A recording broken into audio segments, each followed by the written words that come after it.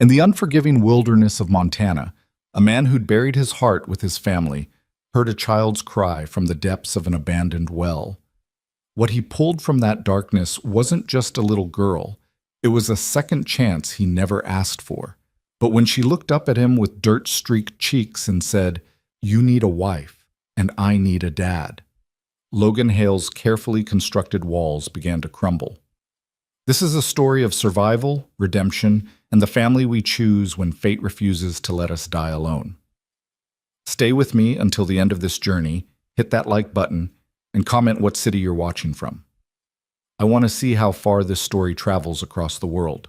The fog rolled across the Montana hills like a living thing, thick and suffocating, swallowing the landscape in gray silence. Logan Hale rode through it with the ease of a man who'd long since stopped fearing what he couldn't see.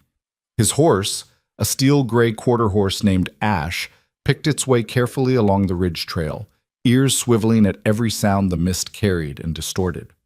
Logan didn't come out here for pleasure. He came because the emptiness matched what he carried inside, and because up here, in the skeletal remains of old mining territory, no one asked questions. No one expected conversation. No one looked at him with pity or curiosity about the wedding ring he still wore on a chain beneath his shirt. He was 34 years old and felt ancient. The land here was treacherous, pockmarked with abandoned wells, unstable mine shafts, and the rusted remnants of a gold rush that had died 100 years ago. Most people avoided it. Logan knew every dangerous inch of it, had mapped it in his mind during countless solitary rides that sometimes lasted days. It was his sanctuary and his purgatory, all at once. That's why the sound cut through him like a knife. A scream, high-pitched, terrified, and unmistakably young. Ash's head snapped up, and Logan's entire body went rigid. For a heartbeat, he thought he'd imagined it. The fog played tricks, carried sounds from miles away, made you hear things that weren't there. But then it came again, weaker this time, edged with tears. "Help! Somebody help me!" Logan's heels touched Ash's flanks, and the horse surged forward.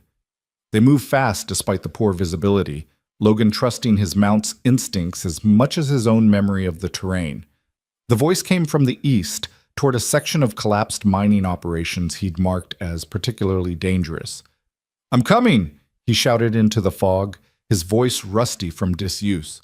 "Keep calling out! Let me hear you! I'm down here!" The voice was small, desperate, echoing from somewhere below ground level. "I can't get out, please!" Logan pulled Ash to a stop and dismounted in one fluid motion, his boots hitting the rocky ground hard.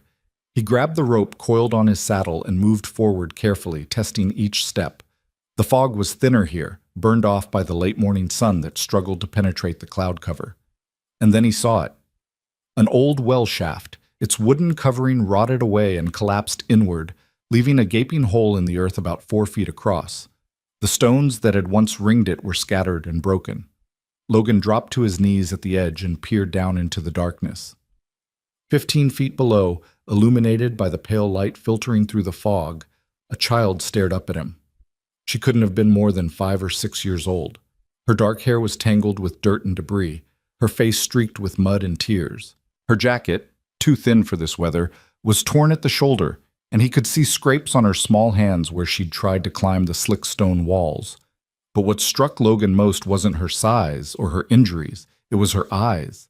They were dark brown, huge in her small face, and filled with a peculiar mixture of fear and determination.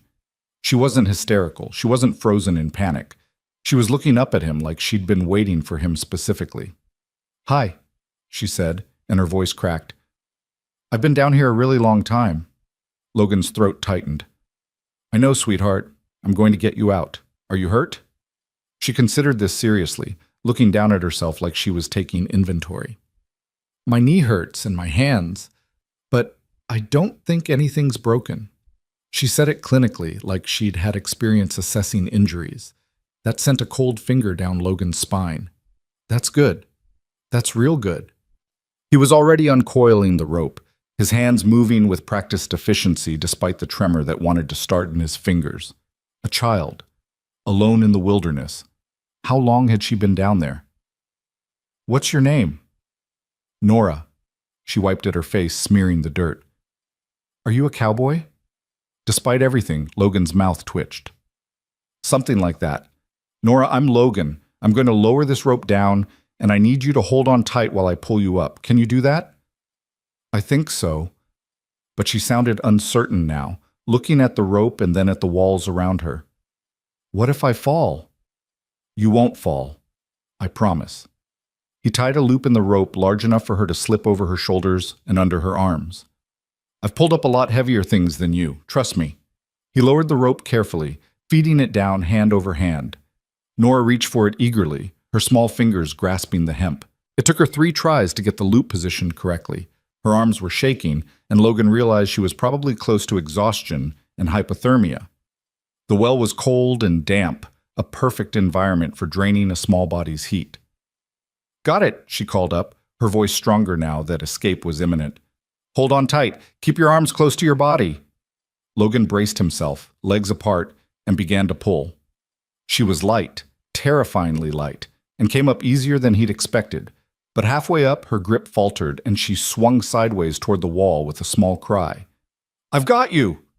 Logan increased his pull, arms burning. Don't let go! I won't! And she didn't.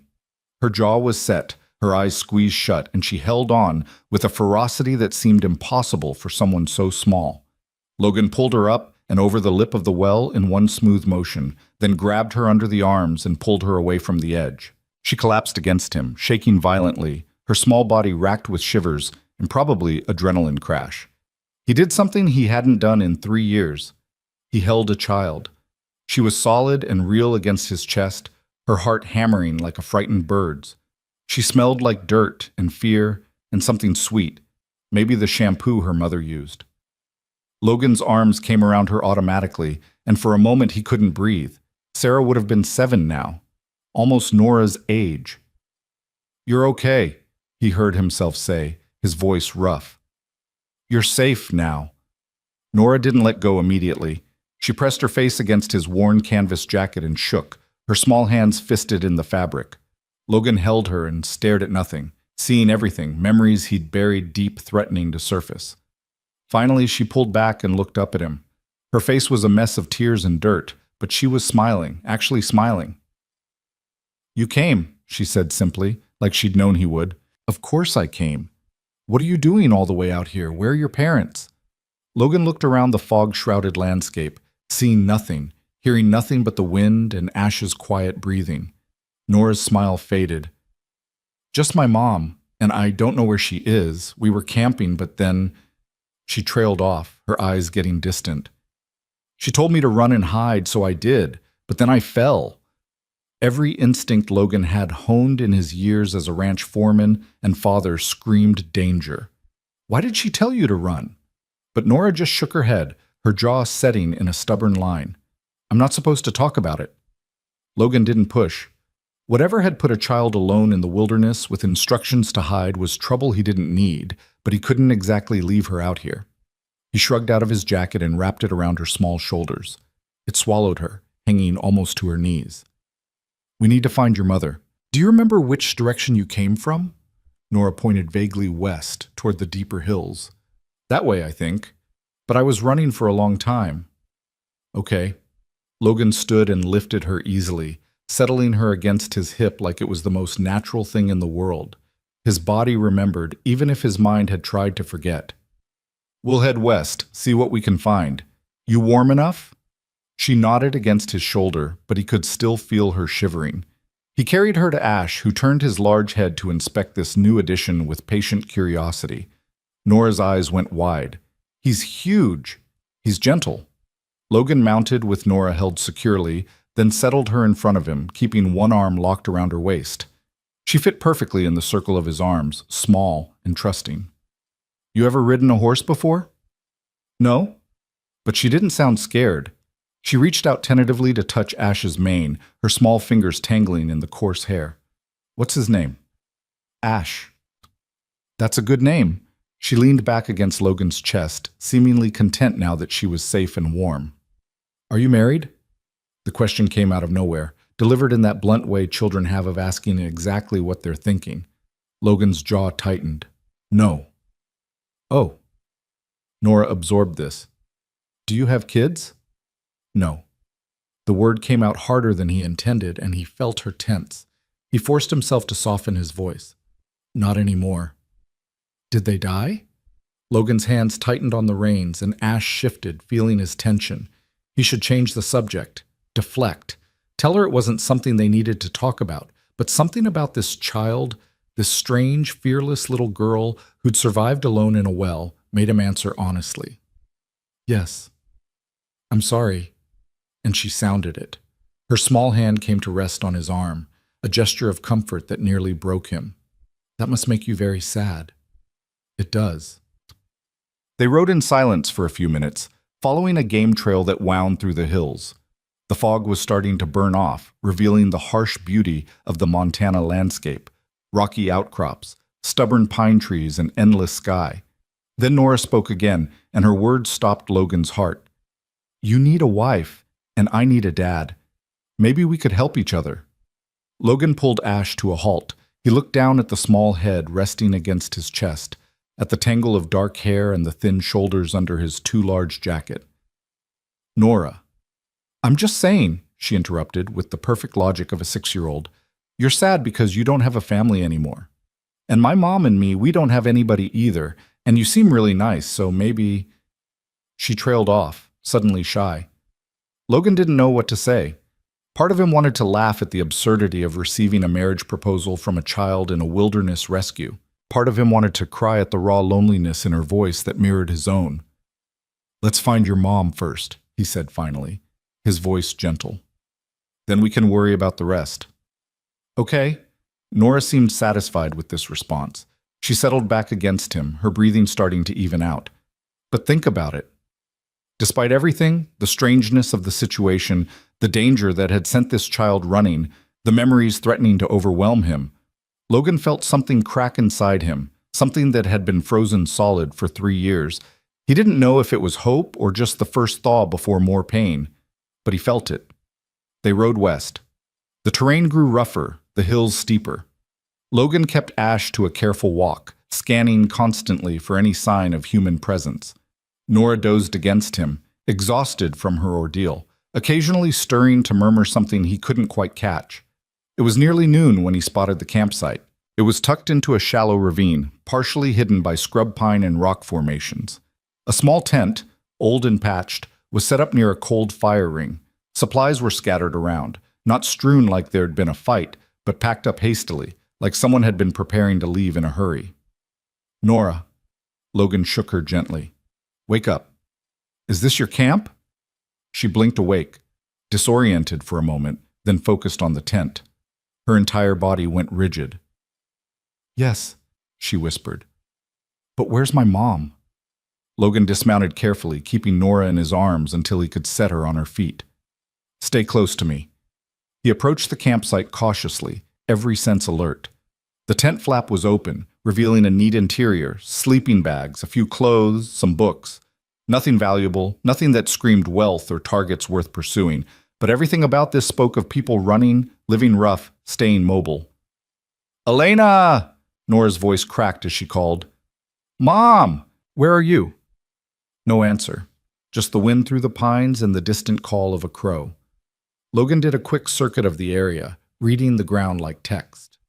Multiple sets of footprints, booted feet, larger than the woman's prints he could see near the tent. Men. At least 3 of them. They'd come from the east, surrounded the camp. Signs of struggle near the fire ring, disturbed dirt, a knocked-over coffee pot. And then the trail led north, deeper into the hills. The woman's footprints were there, but so were the men's. They'd taken her. Did your mom have a phone? Logan asked, already knowing the answer. Nora shook her head. She said phones could be tracked. We don't use them anymore. Of course not. Logan's mind raced, piecing together a picture he didn't like. Woman and child alone, camping rough in dangerous country. No phone, instructions to run and hide if trouble came. The child's casual knowledge of injury assessment, the fear beneath her brave facade. They were running from something, or someone, and that someone had found them. Nora. Logan crouched down to her level, keeping his voice calm despite the urgency building in his gut. I need you to tell me the truth now. Who is your mom running from? The little girl's face crumpled, and for the first time since he'd found her, she looked like what she was, a terrified child in way over her head. My dad, she whispered. His name is Calvin, and Mom says he's going to kill her.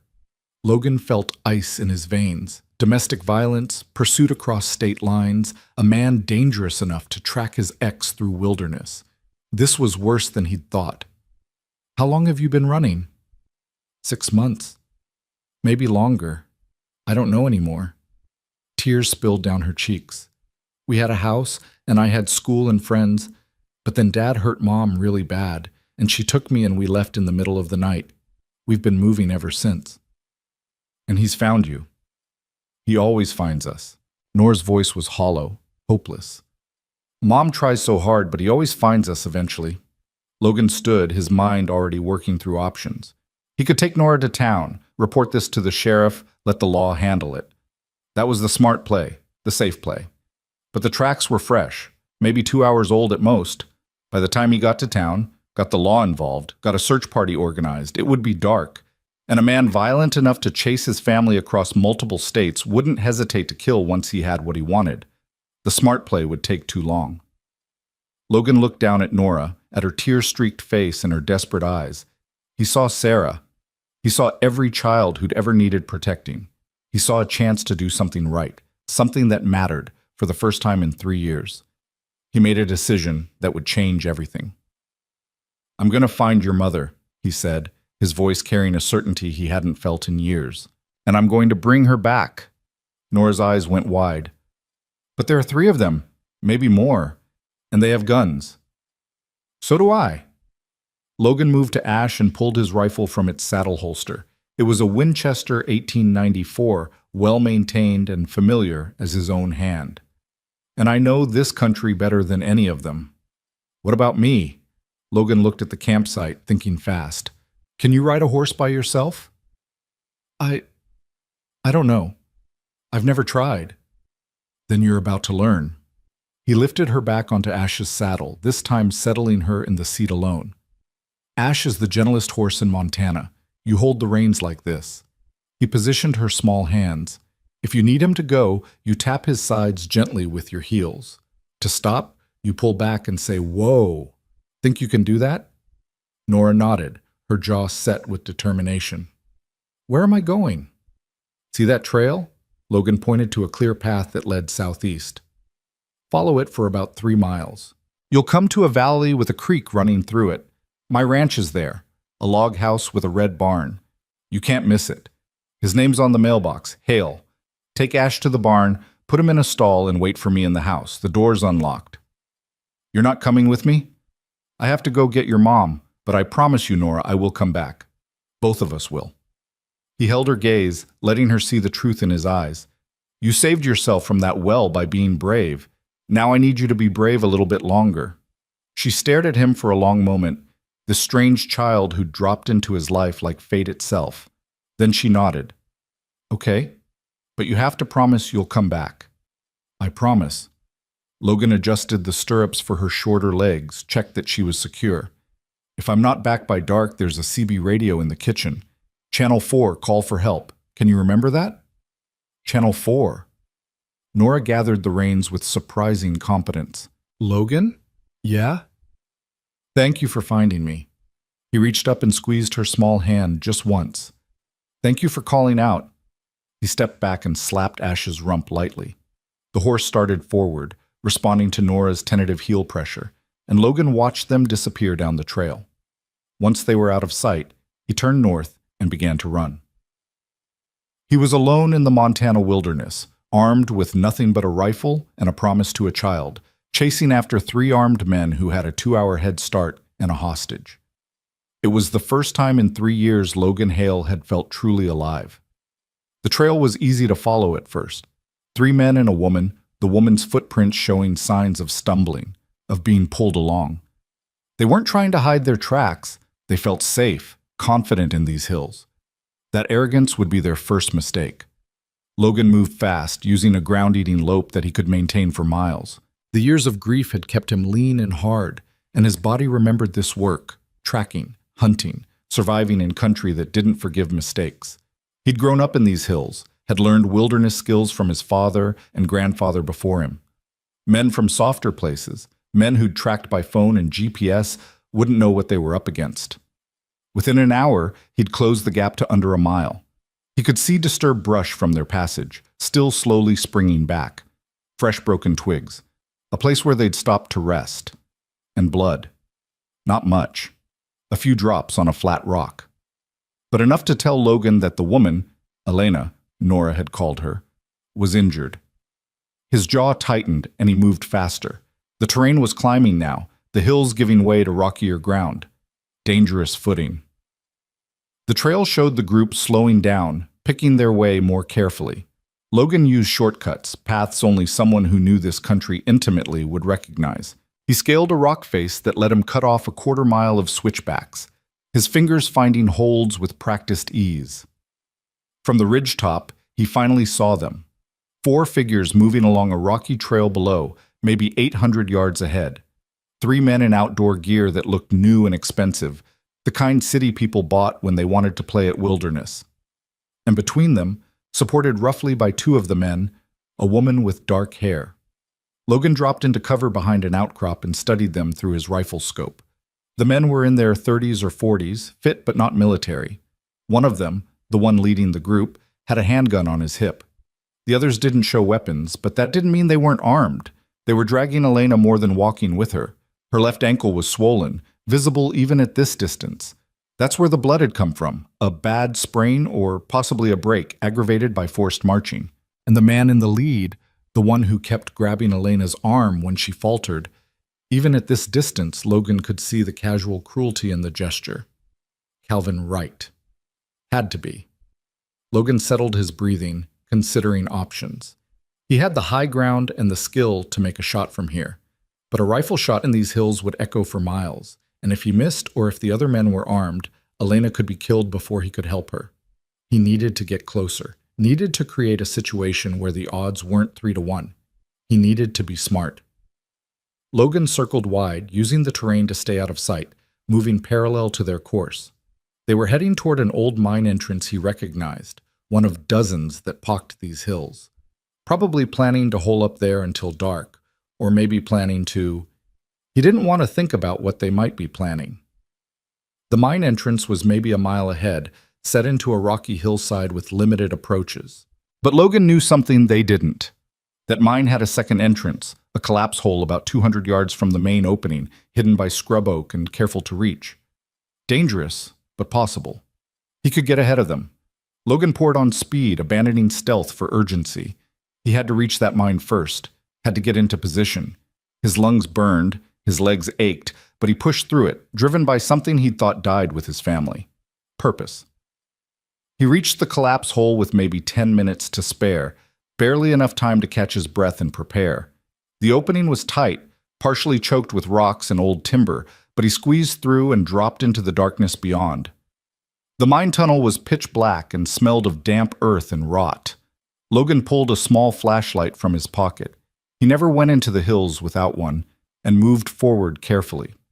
The tunnel was partially collapsed in places, dangerous footing, but he knew where he was going. 50 yards of careful navigation brought him to a junction where he could hear voices echoing from the main entrance. "Yeah, make this easy on yourself," a man's voice, harsh and self-satisfied. "You know how this ends, Elena. You always knew. You think you can just take what's mine and walk away?" "She's not a possession, Calvin." Elena's voice was stronger than Logan expected, defiant despite obvious pain. "And I'm not yours either. The divorce papers say so." The sound of a slap echoed through the mine, followed by a cry. Logan's hand tightened on his rifle. "Divorce papers don't mean anything. You're my wife. Nora's my daughter. And you're both coming home. I'd rather die." "That can be arranged." The casual way Calvin said it made Logan's blood run cold. "But first, you're going to tell me where the girl is. You hid her somewhere, I know you did. Smart, running her off before we found the camp. But she's 6 years old, alone in the wilderness. She's probably dead already. Unless you want to tell me where to look? Silence. Logan could imagine Elena's face, the desperate calculation. Nora had been in that well for hours. She would have died if Logan hadn't found her. Elena had to be dying inside, not knowing if her daughter was safe or lost or gone forever. I'll never tell you, Elena said finally, her voice breaking. You'll never touch her again. We'll see about that. Logan made his move. He stepped out of the side tunnel with his rifle raised, the flashlight mounted under the barrel illuminating the scene in harsh white light. 4 people spun toward him, 3 men and 1 woman, exactly as he'd tracked. Elena was on the ground, blood on her lip, her ankle twisted at a bad angle. Calvin was standing over her, his hand raised for another blow. The other 2 men were off to the sides, and one of them was reaching for something under his jacket. Don't! Logan's voice cut through the space like a whip. Hands where I can see them, all of you. For a heartbeat, no one moved. The tableau held. 3 men caught in the act, 1 woman bleeding on the ground, and Logan Hale standing in a tunnel with his rifle trained on Calvin Wright's chest. Then Calvin smiled. It was not a nice smile. And who the hell are you supposed to be? The cavalry? Someone who doesn't like bullies. Logan kept his aim steady, his finger resting lightly on the trigger guard. Elena, are you okay? She stared at him like he was a ghost, her eyes wide. Who? How did you? Your daughter sent me. Well, more accurately, I found her in a well about 5 miles east of here. She's safe. Logan saw the information hit Elena like a physical blow, relief so profound she nearly collapsed. I promised her I'd bring her mother back, and I keep my promises. Nora's alive? Elena's voice broke on her daughter's name. She's really alive. Very much so. Bossy as hell, too. Told me I needed a wife and she needed a dad. Seemed to think we could work something out. Logan allowed himself a thin smile, though his eyes never left Calvin. But first we need to resolve this situation. Calvin's expression had gone from confident to calculating. There's 3 of us, and 1 of you. And I'm the one with the rifle. See how math works out here? Shoot me, and my boys will gun you down before you can chamber another round. Maybe. Logan's voice was mild. But you'll still be dead. That's the part you need to focus on, Calvin. Your boys might get me. Probably will, but you'll be dead first, and Elena will be free. Is that really how you want this to end? The silence stretched. One of the other men, younger, nervous, licked his lips. Calvin, maybe we should... Shut up, Derek. Calvin didn't look away from Logan. You don't know who you're dealing with, Cowboy. I have resources. I have lawyers. I have connections. You put that rifle down and walk away, and maybe I don't come after you later for kidnapping my daughter. Nora's not at my place because I kidnapped her. She's there because I rescued her from dying alone in a well. Big difference. Logan shifted his weight slightly, ready for whatever came next. Here's what's going to happen. You and your friends are going to turn around and walk out of this mine. Elena's going to come with me, and you're going to go back to whatever hole you crawled out of and leave her alone. Or what? Or I shoot you. Logan said it simply, without heat or anger, statement of fact. I don't want to. I'm not a violent man by nature, but I will protect an innocent woman and child from a man who hurts them. It's not a difficult moral calculation. Calvin stared at him, trying to read him, trying to decide if he was bluffing. Logan let him look. Let him see the truth. That Logan Hale had nothing to lose, had already lost everything that mattered, and would pull that trigger without hesitation if it meant keeping his promise to a little girl. Whatever Calvin saw in Logan's eyes made his decision. Fine. He stepped back, hands raised in mock surrender. We'll go. But this isn't over, Cowboy. I know people. I'll find out who you are, where you live, and I'll come back for what's mine. You do that. Logan's voice was cold. But if you come near Elena or Nora again, I won't give you a warning. I'll just put you in the ground. We clear? Crystal. Calvin gestured to his companions. Come on, let's go. The 3 men filed past Logan, giving him wide berth. Calvin paused at the tunnel entrance, looking back at Elena with something ugly in his eyes. This isn't over, Elena. You know it's not. Then they were gone, their footsteps echoing away into the afternoon. Logan waited until the sound faded completely before he lowered his rifle and moved to Elena. She was shaking, tears streaming down her face. Not from pain, but from relief so overwhelming it couldn't be contained. "Nora's really safe?" she asked again, like she couldn't quite believe it. "Safe as houses." Logan crouched beside her, examining her ankle with gentle hands. "Probably spoiling my horse and eating me out of house and home by now. She's quite something, your daughter." "She is." Elena laughed, and it came out as half a sob. "She's everything." "Your ankle's in bad shape. Probably a severe sprain, maybe a fracture. Can you walk?" "I don't know. I don't think so." She tried to put weight on it and went white, biting back a cry. "Okay, plan B." Logan set his rifle aside and, without asking permission, picked Elena up. She was light, too light. Months on the run had carved the weight off her frame. "I'm going to carry you out of here. It's about 5 miles back to my place. You okay with that?" Elena stared up at him, the stranger who'd appeared out of nowhere to save her. "Why are you helping us?" "Because your daughter asked me to, and because—" Logan paused, then said simply, "because I couldn't save my own family. Maybe I can save yours." He carried Elena right out of that mine and into the sunlight, and with every step, the frozen thing in his chest continued its slow, painful thaw. The walk back took longer with Elena in his arms, but Logan kept a steady pace. She didn't speak much. Shock and exhaustion had set in, but occasionally she would murmur her daughter's name like a prayer.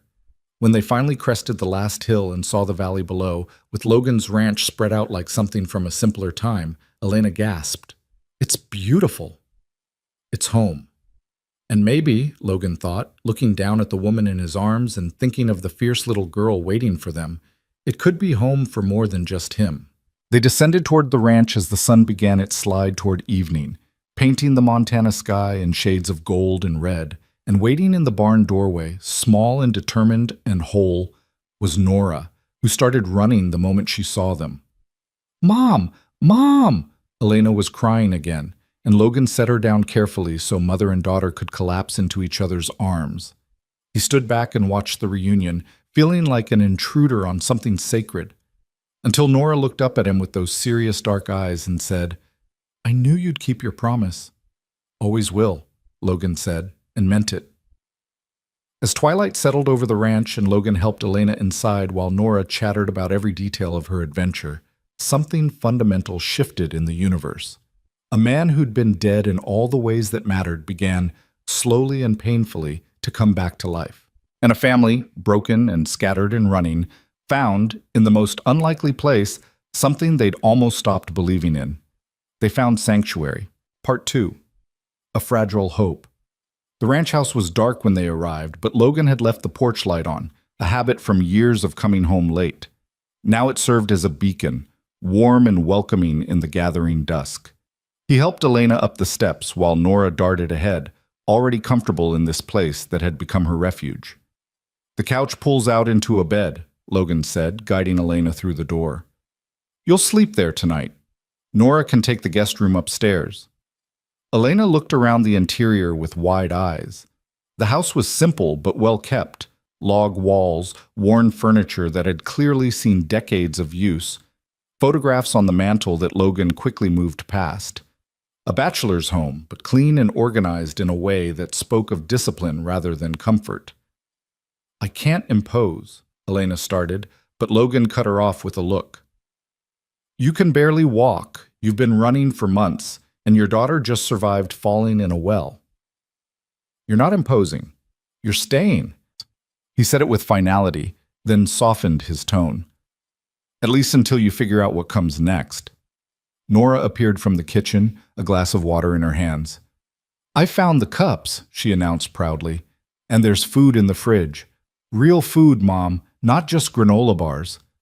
Elena's face crumpled, and she pulled her daughter close. "Baby, I was so scared. When those men came, when I told you to run, I know, Mom, but I'm okay. Logan saved me." Nora looked at him with something close to worship. "He climbed down into the well and pulled me up, and then he let me ride his horse all by myself to get here." "You rode a horse by yourself?" Elena looked between them, incredulous. She's a natural, Logan said, moving to the kitchen. Ash didn't give her any trouble at all. Now, let's take a look at that ankle properly. He returned with a first aid kit and a basin of warm water. Elena had settled onto the couch, Nora curled against her side, both of them looking exhausted but safe. Logan knelt and carefully removed Elena's boot, noting her sharp intake of breath. The ankle was badly swollen, already turning deep purple.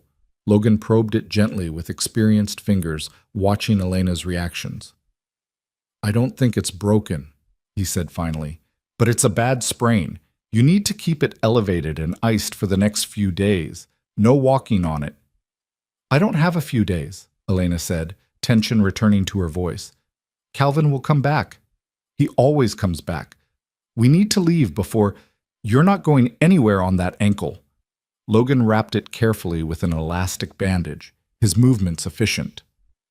And even if you could walk, where would you go? How far do you think you'd get before he found you again? Elena's jaw tightened. So what do you suggest? We just wait here for him to show up? No. Logan sat back on his heels, meeting her eyes. I suggest you stop running and make a stand. Get the law involved properly. File restraining orders. Build a case. You think I haven't tried that? Elena's voice rose, raw with frustration. I had restraining orders in California. Fat lot of good they did. The police would come, Calvin would charm them, or his lawyer would make calls, and nothing would stick. He has money, Logan. Money and connections, and a really good lawyer who knows exactly how to work the system. Nora had gone very quiet, her small body tense against her mother's side. Logan noticed and kept his own voice calm. Montana's not California, and I know Sheriff Daniels personally. He's a good man, doesn't care about connections or money, just about what's right. And what if that's not enough? Elena's eyes shone with unshed tears. What if Calvin comes back before any of that matters? What if he takes Nora? He has parental rights, Logan. On paper, he's her father. He could take her, and legally, I couldn't stop him. The thought clearly terrified her more than any physical threat to herself. Logan understood that completely. Then we make sure he doesn't get the chance. Logan stood, his decision made. You'll stay here, both of you, for as long as it takes to sort this out properly. We can't. Yes, you can. I have the room. I have the resources. And he paused, then said what he'd been thinking since he'd pulled Nora from that well. I have reasons of my own for wanting to help. Elena studied him for a long moment, trying to read what those reasons might be. Her gaze drifted to the mantel, to the photographs Logan had turned face down. Who did you lose? She asked quietly. Nora looked up at him too, her dark eyes serious. She already knew part of the answer, but she wanted to hear it as well.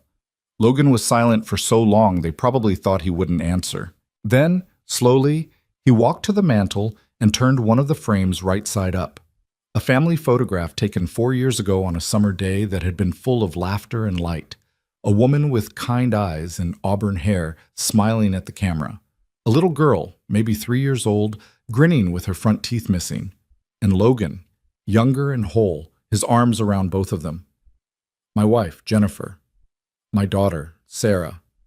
His voice was steady, but it cost him. Car accident 3 years ago. Drunk driver ran a red light. They died instantly.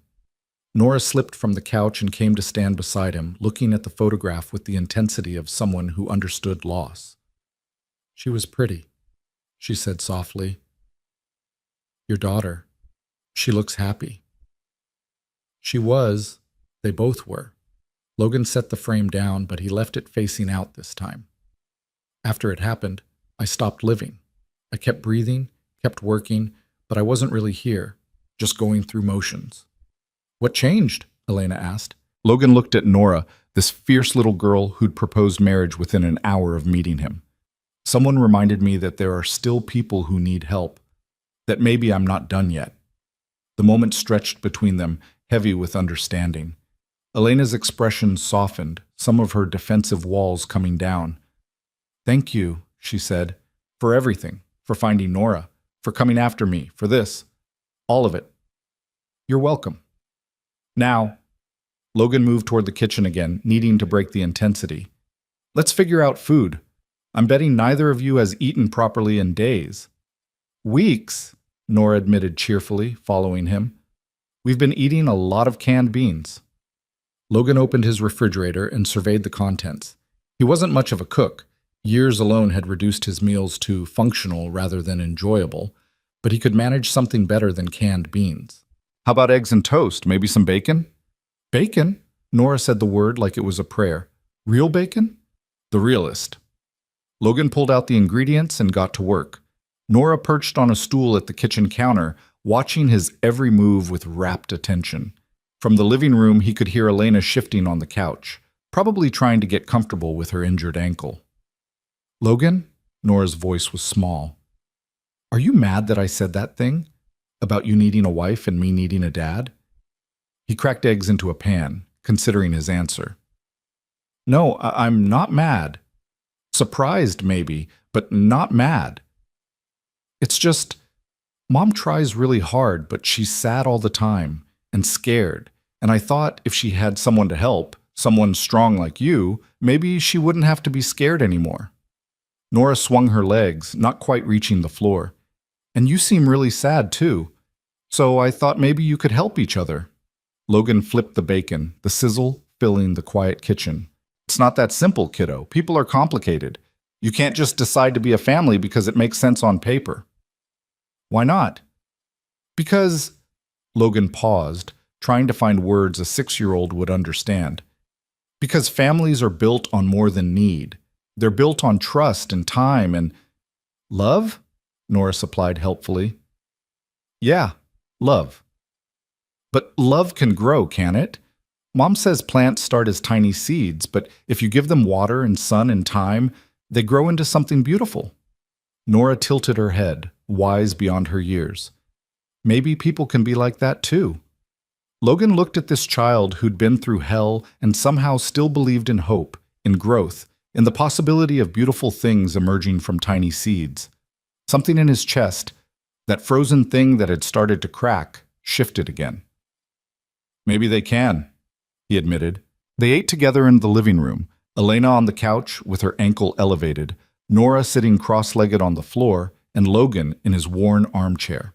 It was the first real meal any of them had enjoyed in far too long, and they ate in comfortable silence, just savoring the normalcy of it. Afterward, Logan showed Nora to the guest room upstairs. It had been his daughter's room once. He'd closed the door 3 years ago and hadn't opened it since. But when he turned the knob and flipped on the light, he found it exactly as Sarah had left it. Pink curtains, a bookshelf full of stories, stuffed animals on the bed. Nora walked in slowly, touching things gently, like they were sacred. This was your daughter's room? Yes. Do you mind if I sleep here? Logan's throat was tight. No, I think she would have liked you. I would have liked her too. Nora climbed onto the bed, small in the space meant for someone only slightly larger. Can I look at her books? Of course. Stay up as long as you want. Logan turned to go, then paused. Nora? Thank you. For what? For being brave today, for trusting me, for... He gestured vaguely, encompassing everything. All of it. Nora smiled, that luminous smile that seemed to light up the room. You're welcome. Good night, Logan. Good night, sweetheart. He descended the stairs slowly. Those 2 words, sweetheart, something he'd called Sarah 1,000 times, ringing in his ears. When he reached the living room, Elena was wiping tears from her eyes. I heard, she said softly, about the room. That must have been hard. Logan shrugged, uncomfortable with the emotion. It needed to be opened eventually, might as well be for someone who'll appreciate it. Elena shifted, wincing as she adjusted her ankle. Logan, I need you to understand something. I'm grateful, more grateful than I can say, but we can't stay here long. It's not safe for any of us. Calvin meant what he said. He'll find out who you are, and he'll come. Let him come. You don't know what you're saying. He's dangerous, Logan. Really dangerous. He put me in the hospital twice before I finally got the courage to leave. Her voice broke. He hurt Nora once. Just once. Grabbed her arm so hard it left bruises. That's when I knew I had to run. That's when I knew he'd eventually kill one of us, or both. Logan settled into his chair, his expression hard. Then it's good that I don't scare easy. This isn't a joke. I'm not joking. Elena, listen to me. You've been running for months. How's that working out for you? The words were blunt but not cruel. You're exhausted, hurt, terrified. Your daughter's growing up thinking that fear is normal, that running is the only option. That's not sustainable. Eventually you'll run out of money or luck or strength, and he'll catch you. And next time there might not be anyone around to help. Elena stared at him, her expression a mixture of hope and fear. So what's your solution? We make a stand here. Hope the law protects us? We make a stand, yes, but we don't just hope. We prepare. Logan leaned forward, his voice steady and certain. I know these hills like the back of my hand. I know the people in town. I know how to protect what's mine. And right now, whether you like it or not, you and Nora are under my protection. We're not yours to protect. Maybe not legally, but morally, ethically. You became my responsibility the moment I pulled your daughter out of that well, and she looked at me with those big eyes and asked me to save her mother. Logan held Elena's gaze. I don't make promises lightly, Elena. When I say I'll keep you safe, I mean it. Why? The question burst from her, raw and desperate. Why would you do this for strangers? Why would you risk yourself for people you just met? Logan was quiet for a long moment, and when he finally spoke, his voice carried the weight of 3 years of grief and guilt and slowly dawning redemption. Because I couldn't save Jennifer and Sarah. I wasn't there when they needed me. I was at the ranch, working on fence line, miles away when that drunk driver ran the red light. By the time I got to the hospital, they were already gone. He swallowed hard. I've spent 3 years wishing I could go back, wishing I'd been there, wishing I could have done something. I can't change the past, but maybe I can change your future. Elena's tears spilled over. That's not your burden to carry. Maybe not, but I'm carrying it anyway. Logan stood, needing to move. Look, you don't have to decide anything tonight. Sleep on it. Tomorrow, we'll call Sheriff Daniels, get the ball rolling on proper protection. We'll do this right, legal and smart. But please, don't run, not yet. Give this a chance. Elena wiped her eyes, then nodded slowly. Okay, one day at a time. We'll try it your way. That's all I'm asking. Logan gathered the dishes from dinner, needing something to do with his hands. Bathrooms down the hall, towels in the linen closet. If you need anything during the night, my room is upstairs at the end of the hall. Don't hesitate. Logan? He paused at the kitchen doorway. Yeah? Thank you. For seeing us, for caring, for... Her voice wavered. For being the kind of man I thought didn't exist anymore. Logan didn't know how to respond to that, so he just nodded and retreated to the kitchen, leaving Elena to her thoughts and her tears and the unfamiliar sensation of safety. The days that followed fell into an unexpected rhythm. Elena's ankle kept her mostly immobile, but she insisted on helping where she could, folding laundry one-handed, directing Nora and setting the table, offering to help with meals. Logan refused most of it, telling her to rest, but he secretly appreciated the signs of life returning to his home. Nora, meanwhile, attached herself to Logan like a shadow. She followed him to the barn in the mornings, chattering constantly about everything and nothing. She helped feed the horses, Logan had 3 others besides Ash, and learned to fill water buckets and measure out grain. She asked 1,000 questions about ranch life, about Montana, about everything she saw. Why don't you have any chickens? She asked on the 3rd morning, standing in the barn doorway while Logan mucked out stalls. Used to. Got rid of them after... He paused. After it was just me. Didn't see the point. We should get chickens. Fresh eggs are better than store eggs. Mom says so. Logan leaned on his pitchfork, looking at this tiny girl making plans for his ranch. We, huh? Well, yeah. If we're going to stay, we should have chickens. And maybe a garden. Mom's really good at gardens. She can grow anything. Nora's face fell slightly. She hasn't been able to, though, since we've been running. You need to stay in one place for a garden. The longing in her voice for permanence, for normal things like chickens and gardens, hit Logan hard. This child should be worried about homework and playground games, not running from her father and living out of a tent. "Tell you what," Logan said, making a decision that would have surprised him a week ago. "If you're still here in spring, we'll talk about chickens and a garden. Deal?" Nora's face lit up like sunrise. "Really?" "Really. But that means your mom has to agree to stay that long. Think you can convince her?" "I'll try." Nora bounced on her toes, already planning. "She needs convincing about a lot of things, but I'm very persuasive." "I noticed." Logan returned to his work, hiding a smile. "Now, you want to learn how to properly brush a horse, or are you just going to stand there plotting?" "Both. I can multitask." True to his word, Logan called Sheriff Daniels that afternoon. The sheriff was a man in his 50s, weathered and no-nonsense, with eyes that didn't miss much. He arrived at the ranch within an hour of the call, his cruiser kicking up dust on the long driveway. Logan met him on the porch, shaking hands firmly. "Thanks for coming, Jim." "Logan," the sheriff nodded, then glanced past him to where Elena sat on the couch, visible through the screen door. "Got a situation?" "You could say that." Logan explained the basics: the rescue, the pursuit, Calvin Wright, and his threats. He kept it factual, but the sheriff read between the lines. "You're harboring a woman and child fleeing domestic violence," Jim said when Logan finished, "and the husband's made threats. You know what you're getting into?" "I know." Jim studied him for a long moment.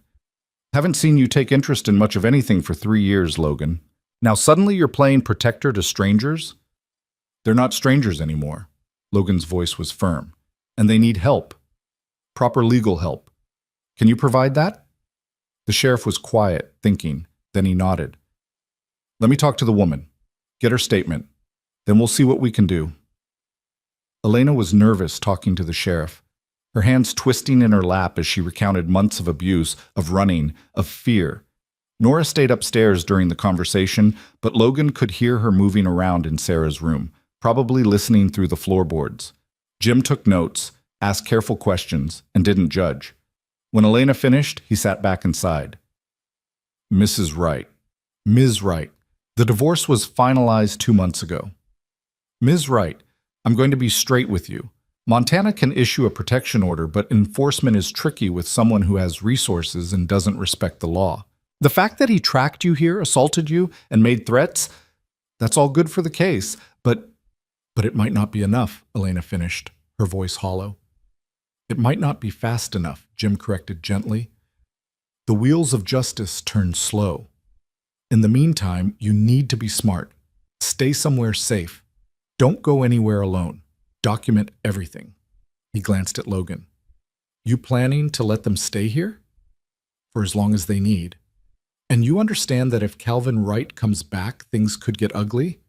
"I understand. I'm prepared." Jim's expression was skeptical. "Prepared how?" "Logan, you're a good man, but you're not a fighter. This isn't some barroom brawl. This is a man who's already proven he's dangerous. I can handle myself." "Can you?" The sheriff's voice was sharp. "Because last time someone you cared about was in danger, you weren't there. You willing to go through that again?" The words landed like a physical blow. Logan's jaw tightened, and for a moment, the old grief threatened to swallow him whole. But then he felt a small hand slip into his. Nora, who'd come downstairs without anyone noticing, standing beside him in silent support. "I'm here now, Shay," Logan said quietly, "and I'm not going anywhere." Jim looked at them. Logan and the little girl holding his hand like it was the most natural thing in the world, and something in his expression softened. "All right. I'll file the paperwork, put out alerts. If Calvin Wright sets foot in this county, I'll know about it. But Logan, you need to be smart about this. Install security, maybe get a dog. And for the love of everything, call me at the first sign of trouble. Don't try to be a hero." "Not trying to be a hero, just trying to do what's right." After the sheriff left, Elena was quiet, staring at her hands. Nora had gone back upstairs, sensing the adults needed to talk. Logan sat across from Elena, waiting. "You shouldn't have said that," Elena finally said, "about being here for as long as we need. Jim's right. This could get dangerous. Calvin won't just give up." "I know that. You don't, though. You don't know him like I do. She searched for words. He's obsessive, controlling. In his mind, Nora and I belong to him. He won't stop until he gets us back or until someone stops him, Logan finished, which is exactly what I plan to do if it comes to that. By doing what? Shooting him? Elena's voice rose. That's murder, Logan. That's prison. You'd throw your life away for us? Better than standing by and doing nothing. But why? Elena stood, forgetting her ankle in her agitation. She immediately stumbled, and Logan was there, steadying her, his hands firm on her arms. They were close suddenly, closer than they'd been since he'd carried her from the mine. Because you deserve to be safe, Logan said quietly. Because Nora deserves to grow up without fear. Because, he hesitated, then pushed forward. Because, for the first time in 3 years, I feel like I have a purpose again. Like maybe I'm not just marking time until I die. Don't ask me to give that up, please. Elena stared up at him, and in her eyes he saw fear and hope warring with each other. What if you get hurt? What if something happens to you because of us? Then it happens. But at least I'll have tried. That's not reassuring, Logan. It's honest. He helped her back to the couch, making sure her ankle was elevated again. Elena, I can't promise everything will work out perfectly. I can't guarantee Calvin won't come back or that the law will protect you fast enough. But I can promise that while you're under my roof, I'll do everything in my power to keep you and Nora safe. That's all I've got. Elena was crying again, silently, tears tracking down her cheeks. I'm so tired of being scared. I'm so tired of running. Her voice broke. I just want my daughter to have a normal life, to go to school and make friends and not flinch when someone raises their voice. Then stay. Give this a chance. Let me help. What do you get out of this? Really? Logan thought about that, about Nora's hand in his, about the house that felt less empty with their voices filling it, about waking up with purpose instead of just obligation. A reason to keep going, he said simply. Elena nodded slowly, wiping her eyes. Okay, we'll stay, at least for now. But Logan, if Calvin comes, if things get dangerous, you promise me you'll get Nora out first. Before anything else. Promise me. I promise. The week that followed was the strangest of Logan's life. Slowly, the house transformed. Elena, still limited by her ankle, directed operations from the couch. Nora became Logan's constant helper, her energy boundless. They cleaned rooms that had been closed for years, opened curtains that had stayed drawn, brought light back into spaces that had been dark for too long. Logan found himself laughing at Nora's observations, smiling at Elena's dry humor, feeling the cold emptiness that had defined his existence, slowly filling with something that felt dangerously close to hope. He taught Nora to ride properly, watching from the ground as she circled the corral on Ash, her face radiant with joy. He fixed the porch swing that had been broken since the accident, and found Elena sitting there in the evenings, watching the sunset with an expression of peace he suspected she hadn't worn in years. They became a strange little unit, not quite a family, but not separate either. Something in between, something fragile and new and terrifying in its potential. But underneath the normalcy, the threat lingered. Logan installed motion sensors around the property, positioned security cameras at key points, and made sure his rifle was always within reach. He slept lightly, waking at every unusual sound, constantly vigilant. And he waited, because men like Calvin Wright didn't give up. They didn't accept defeat. And Logan knew, with the certainty of someone who'd seen darkness in human nature, that the confrontation wasn't over. It was just postponed. The peace lasted exactly 12 days. Logan was in the barn when it happened, showing Nora how to properly clean a saddle. Elena's ankle had healed enough for her to move around with a cane, and she'd insisted on going into town with them that morning for supplies. It was her first venture beyond the ranch since the mine, and Logan had watched her face as they'd driven through the small downtown, the mixture of fear and determination, the way her eyes tracked every vehicle, every stranger. But nothing had happened. They'd shopped at the general store, stopped by the diner for lunch, and returned home without incident. For a few hours, it had felt almost normal. Like this? Nora held up the saddle soap, applying it in careful circles the way Logan had shown her. Perfect. You're a natural at this. Logan watched her work, feeling that now familiar warmth in his chest. In less than 2 weeks, this child had worked her way so deeply into his life that he couldn't imagine the ranch without her, the sound of her laughter, her endless questions, her absolute certainty that everything would work out. It had become essential. "Logan?" Elena's voice called from the house, sharp with an edge he didn't like. "Can you come here?" He was moving before he'd consciously decided to, instinct taking over. "Stay here," he told Nora, already halfway to the barn door. "But stay. Here." His tone left no room for argument. Logan crossed the yard in long strides, his hand automatically checking the pistol he'd started wearing at his hip. Elena was standing at the kitchen window, her face pale, staring at something on the road beyond the property line. "What is it?" "A car. Black SUV. It's been sitting there for 10 minutes, just watching the house." Her voice was steady, but her hands were shaking. "It's him, Logan. I know it is." Logan moved to the window, staying to the side where he wouldn't be easily visible.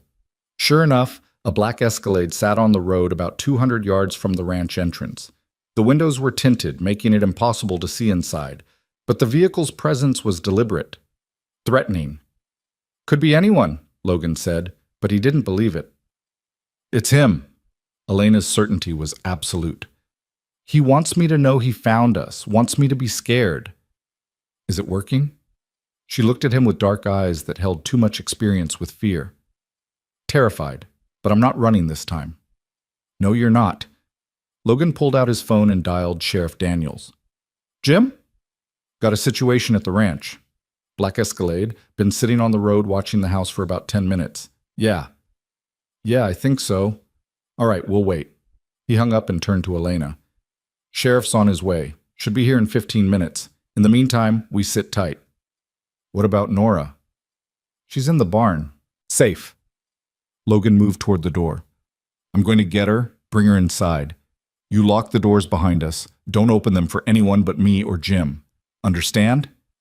Elena nodded, her jaw set. Logan noticed she'd picked up the heavy cast-iron skillet from the stove. Not much of a weapon, but something. It spoke to her courage that even terrified, she was preparing to fight. Logan crossed the yard again, forcing himself to move normally despite every instinct screaming to run. He wouldn't give Calvin Wright, if it was him, the satisfaction of seeing fear. "Nora, time to head inside." She looked up from the saddle, reading something in his expression. "Is something wrong?" "Just being cautious. Come on." He held out his hand and she took it without question, trusting him completely. That trust was humbling and terrifying in equal measure. They made it back to the house without incident. The Escalade hadn't moved, hadn't done anything except sit there like a patient predator. Logan locked the door behind them, checked the other entrances, and positioned himself where he could watch the road. "What's happening?" Nora asked, looking between the adults. Elena pulled her daughter close. "Nothing, baby. Just someone stopped on the road. Probably lost." "You're lying." Nora's voice was matter-of-fact. "You get that look when you lie. Your eyes get tight at the corners." She turned to Logan. "Is it my dad?" Logan had promised himself he'd never lie to this child. "Maybe. We're not sure. But Sheriff Daniels is coming, and we're staying inside until we know it's safe, okay?" "Okay." Nora pressed closer to her mother. Her earlier cheer evaporated. "Is he going to take us away?" "No." Logan said it with absolute certainty. "That's not going to happen." The 15 minutes until the sheriff arrived felt like hours.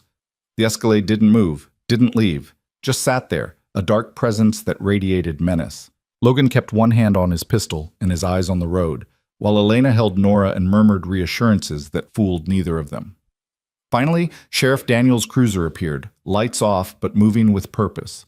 The cruiser pulled up beside the Escalade, and Logan watched through binoculars as Jim got out and approached the vehicle.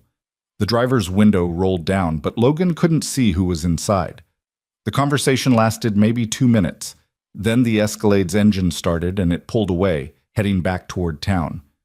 Jim watched it go, wrote something in his notepad, then drove up to the ranch. Logan met him on the porch. "Well?" "Calvin Wright. He made sure I knew it too." Jim's expression was grim. Said he was just sitting on a public road, exercising his right to be there. Technically, he's correct. He's not on your property. He's not making direct threats. There's nothing I can charge him with. He's stalking them. I know that. You know that. But proving it legally is different. I documented it, took his plate number, made it clear he's being watched. But Logan, Jim lowered his voice. This is just the beginning. He's testing boundaries, seeing what he can get away with. It's going to escalate. Let it. Logan's voice was hard. The moment he steps onto my property, he's trespassing. That changes things. It does. But be smart about how you handle it. A man's allowed to defend his property, but the law has limits. Don't cross them. Jim glanced past him to where Elena stood in the doorway. Ma'am, I know this is frightening. We're doing everything we can within the legal system, but I need you to be prepared for the possibility that legal channels might not move fast enough. Elena's laugh was bitter. I've been prepared for that since the day I left him. Why do you think I ran instead of trusting the courts? Jim nodded, understanding. Then you know what you're up against. My advice? Document everything. Every time he shows up, every call, every contact, write it down. Build a case. And in the meantime, he looked at Logan. Stay alert. After the sheriff left, the house felt different. The fragile peace they'd built over 12 days was shattered, replaced by tension that sat heavy in the air. Nora was quiet, clinging to her mother in a way she hadn't since that first night. Elena's hands never stopped shaking, though she tried to hide it. Logan made dinner, but no one was hungry. They pushed food around their plates, jumping at every sound from outside. When full dark fell, Logan checked and rechecked every lock, every window, every point of entry. You should both sleep upstairs tonight, he said, loading his rifle. Nora and Sarah's room like usual, but Elena, you take my room. It has a better view of the approach road. Where will you sleep? I won't. Logan settled into his armchair with the rifle across his lap. Not tonight, anyway. Well, Logan, you can't stay awake all night. Watch me. His voice was gentle but implacable. Elena, I need you rested and able to move if something happens. That means actual sleep in a real bed. Please.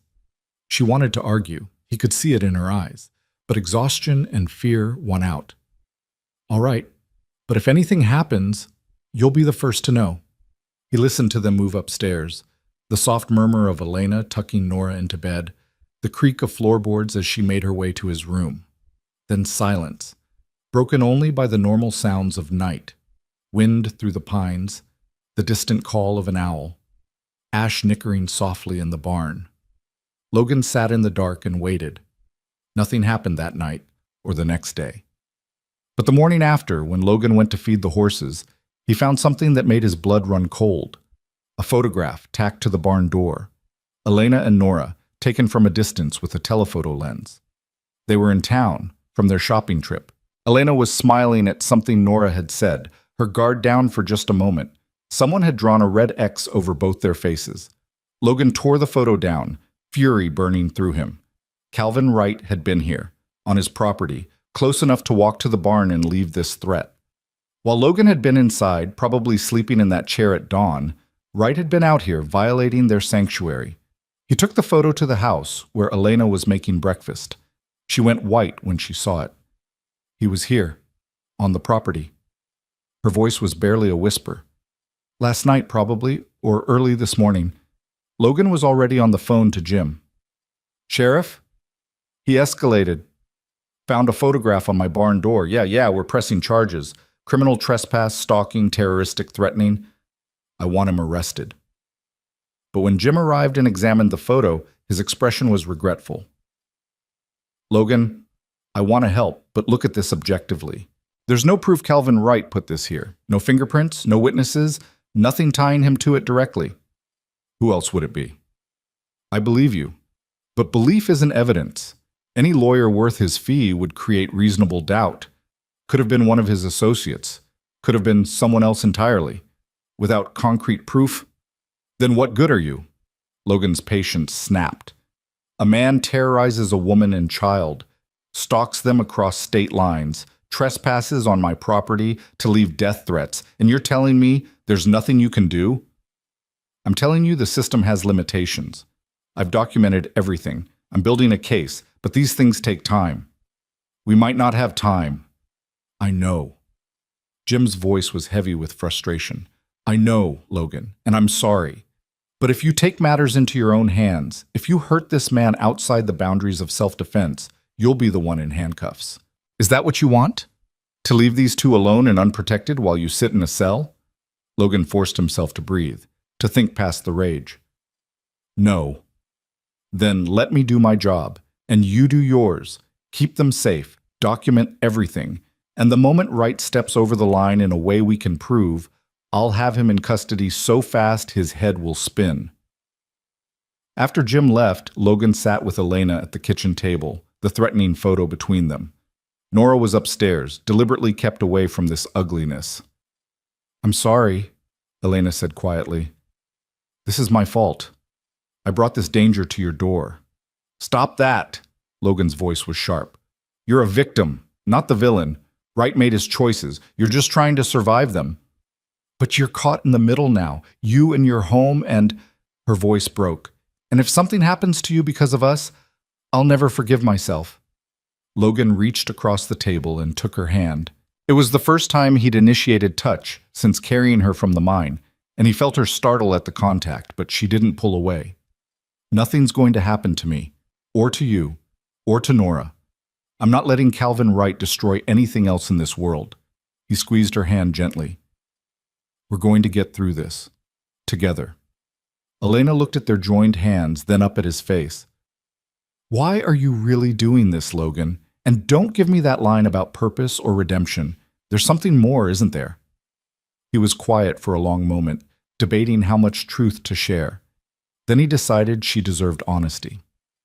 When Jennifer and Sarah died, I wanted to die too. For months, I hoped I would. Just go to sleep and not wake up. But I kept breathing anyway, kept going through motions because stopping felt like too much effort. Logan stared at their hands, hers small and calloused in his larger, scarred one. Then Nora called out from that well, and when I pulled her up, when she looked at me and said I needed a wife and she needed a dad, something woke up inside me, something I thought was dead. What?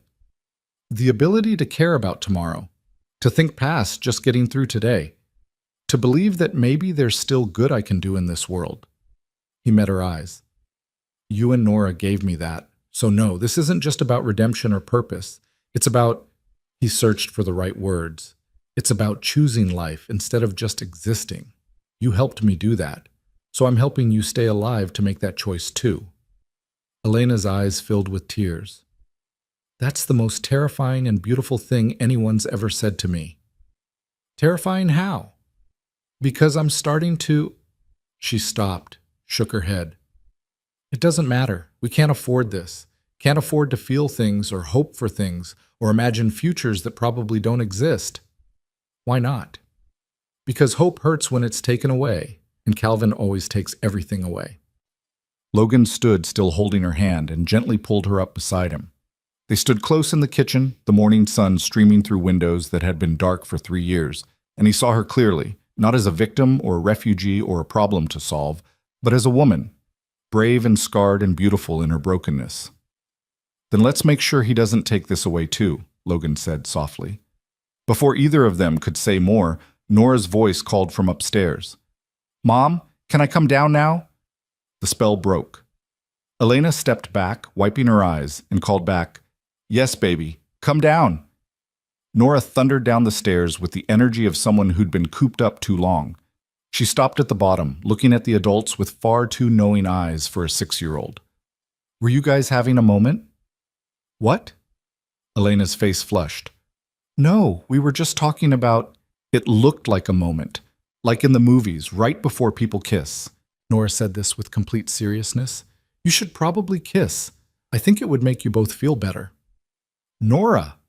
Elena was mortified, but Logan found himself fighting a smile. Kid has a point, he said, then immediately regretted it when Elena shot him a look that could have melted steel. Or not. Probably not. Definitely not. How about breakfast? But the moment, however awkward and interrupted, shifted something between them. For the rest of the day, Logan caught Elena watching him with an expression he couldn't quite read. Not fear, not gratitude, but something deeper and more complicated. something that made his carefully rebuilt walls feel suddenly very fragile. 3 days passed. The Escalade appeared twice more on the road, sitting and watching, never quite crossing the line into actionable offense. Each time, Jim came and documented it, and each time, Calvin Wright drove away smirking. The tension was unbearable. Elena barely slept. Logan never slept. Nora tried to maintain her usual cheer, but it was forced, fragile. They were all waiting for the other shoe to drop. It dropped on Saturday morning, in town. Elena had insisted on going to the grocery store. Cabin fever had set in, and she needed to feel like a normal person again, even briefly. Logan had argued against it, but she'd been adamant. So he'd accompanied them, staying close, hyper-vigilant to every person, every vehicle. They'd been in the store for maybe 10 minutes when Logan heard Nora's voice, high and frightened. "Mom!" He turned to see Calvin Wright standing at the end of the aisle, blocking the exit. He was a big man, well-dressed, with the kind of smile that made Logan's fists clench. Behind him were two other men, probably the same ones from the mine. "Elena." Calvin's voice was smooth, reasonable. "We need to talk."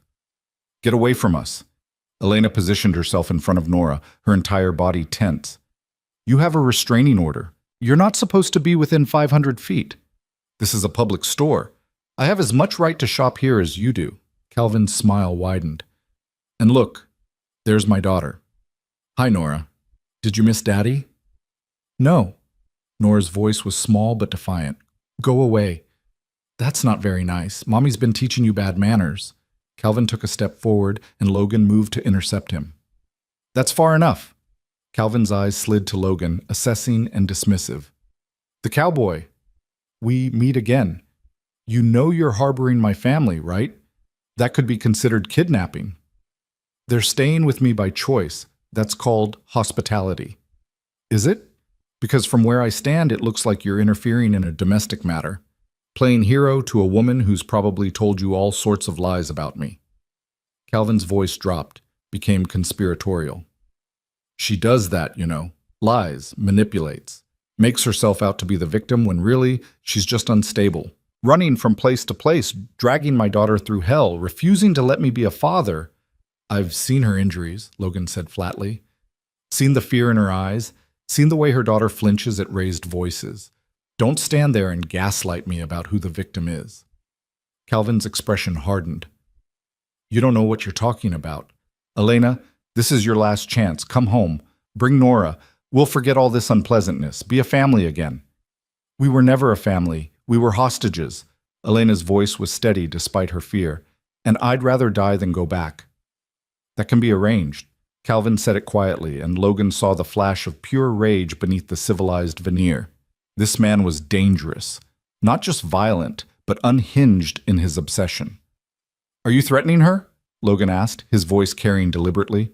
Several other shoppers had stopped, were watching the confrontation. "In front of witnesses? In a public place?" Calvin seemed to realize he'd made a mistake. His expression smoothed back to false pleasantness. "Of course not.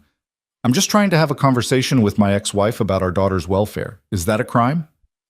"Violating a restraining order is." "I'm not violating anything. I'm shopping. If she happens to be in the same store, that's coincidence." "Bullshit." Logan pulled out his phone. "Sheriff Daniels?" "Logan Hale. Calvin Wright is at Morrison's General Store, confronting Elena and Nora in violation of the restraining order." "Yeah, we're here now."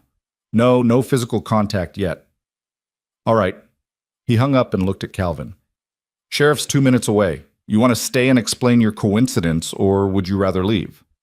Calvin's jaw tightened, but he stepped back. "This isn't over, Elena. You can't hide forever. Sooner or later, we're going to have a real conversation. Just the three of us. Like a family should." The threat was unmistakable. He turned and walked toward the exit, his two companions following. But at the door, he paused and looked back. "Nice ranch you have, Cowboy. Real pretty.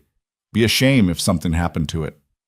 Then he was gone, leaving Logan with a fury so intense it took every ounce of control not to follow and drag the man back by his collar. Elena collapsed against the nearest shelf, shaking violently. Nora wrapped her arms around her mother's waist, tears streaming down her face. Other shoppers were staring, whispering. Logan wanted to shield them from the attention, from the public exposure of their private terror. "Come on," he said gently, touching Elena's shoulder. "Let's go home."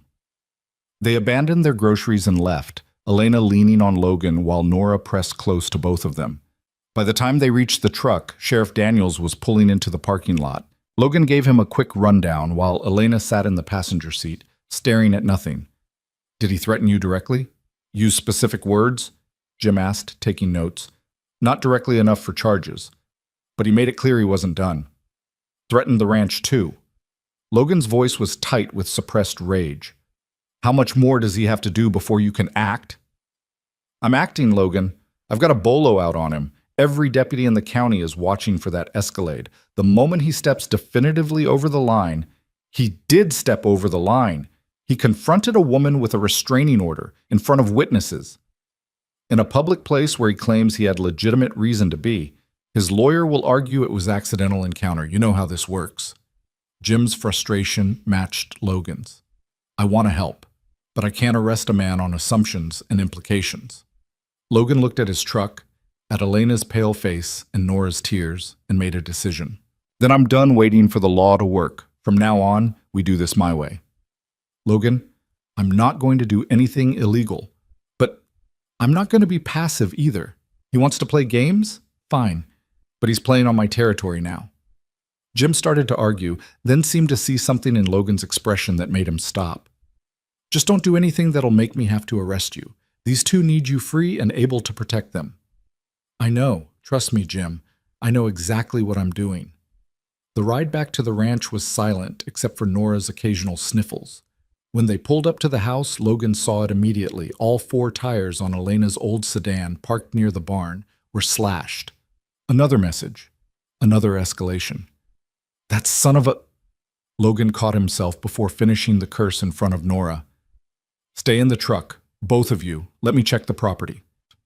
He moved through the ranch systematically, rifle in hand, checking every building, every corner where someone could hide. The barn was clear. The house was clear. But the tires were definitely slashed, and near them another photograph, this time of Logan himself, taken through his kitchen window. A red X marked his chest. Calvin Wright had declared open war. When Logan returned to the truck, Elena took one look at his face and knew. He was here again. "Yeah." "What did he do?" "Slashed your tires, left another photo." Logan's voice was hard, controlled. "Elena, I need you to listen carefully. This ends one of 2 ways. Either Calvin Wright backs down, or he comes at us directly." "I don't think he's backing down." "Neither do I." Her voice was hollow. "So what do we do?"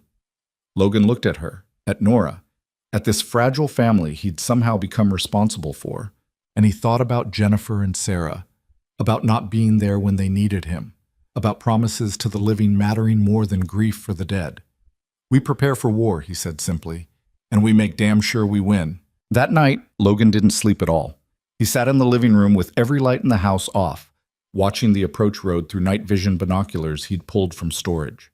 The ranch was silent, except for the occasional creak of settling wood and the distant howl of coyotes in the hills. Elena came down around midnight, moving carefully in the darkness. She'd been upstairs with Nora, probably lying awake just like him, staring at the ceiling and waiting for something terrible to happen. "Can't sleep?" Logan asked quietly, not turning from the window. "Haven't really slept in 6 months. Why start now?" She settled onto the couch near his chair, wrapping a blanket around her shoulders. "What are you looking for out there?" "Movement, headlights, anything that doesn't belong." Logan lowered the binoculars and finally looked at her. In the faint moonlight filtering through the windows, her face was pale and drawn. "You should try to rest. Tomorrow's going to be a long day." "What's tomorrow?" "The day we turn this place into a fortress."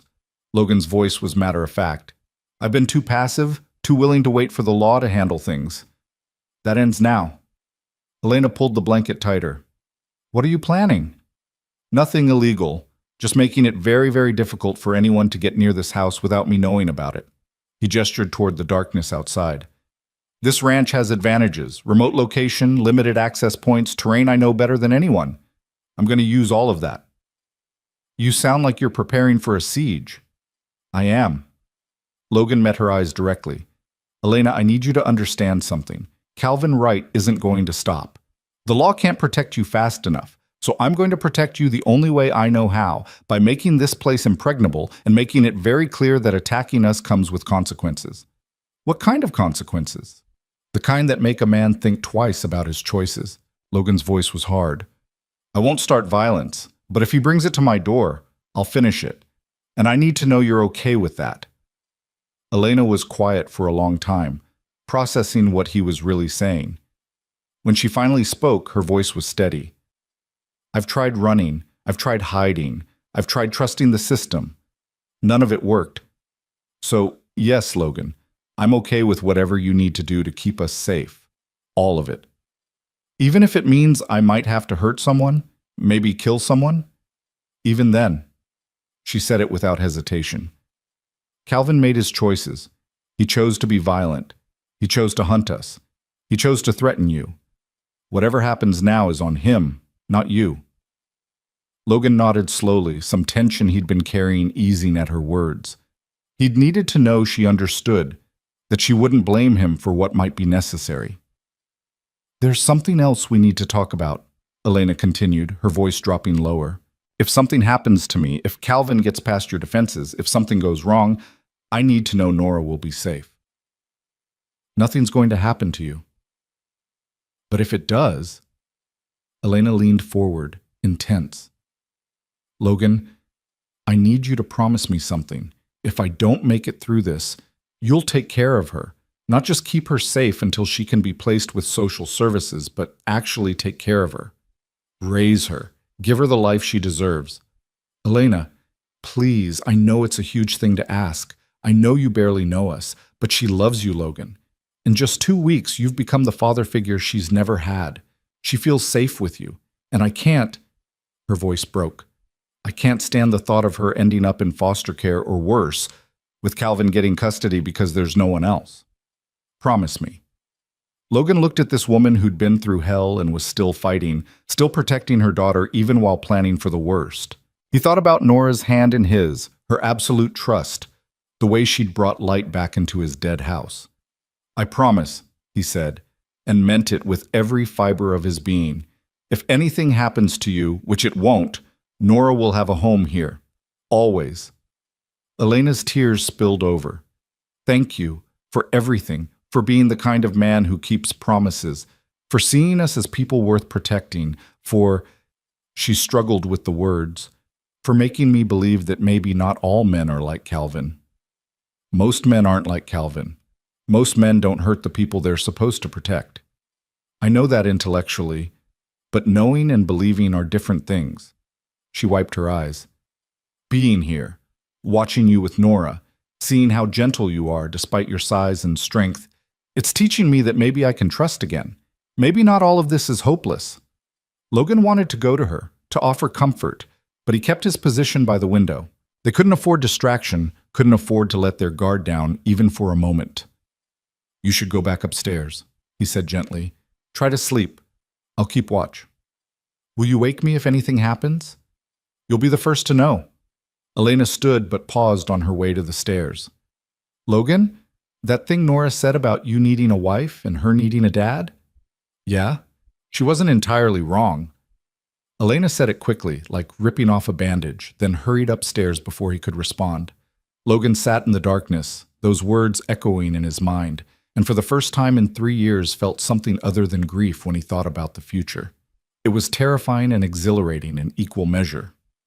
Dawn broke cold and clear, painting the Montana sky in shades of pink and gold. Logan had made it through the night without incident, though his body ached from hours of stillness and his eyes burned from lack of sleep. He made coffee strong enough to stand a spoon in, then went to work. First, he walked the entire perimeter of his property, identifying every possible approach route. The ranch sat in a valley with hills on 3 sides and the access road on the 4th. There were game trails through the hills, dry creek beds that could serve as cover, rock formations that could hide a man. Logan marked each one mentally, planning. When he returned to the house, Nora was up and eating cereal at the kitchen table. She looked at him with worried eyes. You look tired. I am tired, but I'm okay. Logan poured himself more coffee. How'd you sleep? Not good. I had bad dreams about Dad. Nora pushed her cereal around the bowl. Logan, are we going to be okay? He sat down across from her, meeting her serious gaze with honesty. I'm going to do everything in my power to make sure you are. But Nora, I need you to understand something. The next few days might be scary. There might be loud noises or things that frighten you. If that happens, I need you to trust me and do exactly what your mom or I tell you. Can you do that? I can be brave. I know you can. You've already proven that. Logan reached across and squeezed her small hand. But being brave doesn't mean not being scared. It means being scared and doing what needs to be done anyway. You understand? Like when I was in the well, I was really scared, but I held on to the rope anyway. Exactly like that. Logan smiled, though it didn't quite reach his eyes. You're tougher than you know, kid. After breakfast, Logan got to work in earnest. He drove into town and bought supplies, motion sensor lights, additional security cameras, tripwire, flares. The clerk at the hardware store raised his eyebrows at the quantity, but didn't ask questions. News of the confrontation at the grocery store had already spread through the small town, as news always did in places like this. Back at the ranch, Logan spent the day installing defenses, motion lights at every corner of the property, cameras covering all approaches, tripwires strung across the game trails, not to hurt anyone but to alert him if they were crossed. He positioned emergency supplies at strategic points, water, first aid kits, extra ammunition. He cleared sight lines and identified fallback positions. Elena watched him work, understanding what each preparation meant. You really think he'll come? I know he'll come. Men like Calvin don't make threats and then walk away. They escalate until someone stops them. Logan strung another wire, testing its tension. The question isn't if, it's when. And you're ready for that? As ready as I can be. He looked at her directly. Elena, I won't lie to you. If Calvin comes with enough men, with enough firepower, I might not be able to stop them. But I can make it costly. I can make them work for every inch. And I can make sure you and Nora have time to get away if it comes to that. I'm not running anymore. If it comes down to your life or your pride, you're running. That's non-negotiable. Logan's voice was firm. I've got the satellite phone programmed with Jim's direct number. If things go bad, you grab Nora and you run for the hills. There's a cave system about 2 miles northeast. I'll show you on a map. You hide there and you call for help. Understand? Logan, understand? He moved closer, his hands on her shoulders. I need to know that if the worst happens, you'll survive. Both of you. I can't do what needs doing if I'm worried about you being stubborn. Elena stared up at him, and something passed between them. Understanding, trust, and something deeper that neither of them was ready to name. Okay. If things go really bad, we run. I promise. Thank you. Logan released her, stepping back. Now help me mark the map. I want you to know this property as well as I do. They spent the afternoon going over terrain, routes, hiding places. Nora joined them, treating it like an adventure game, memorizing landmarks with the ease of childhood.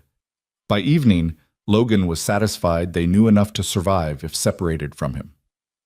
Dinner was quiet, everyone exhausted from the day's preparations and the constant underlying tension.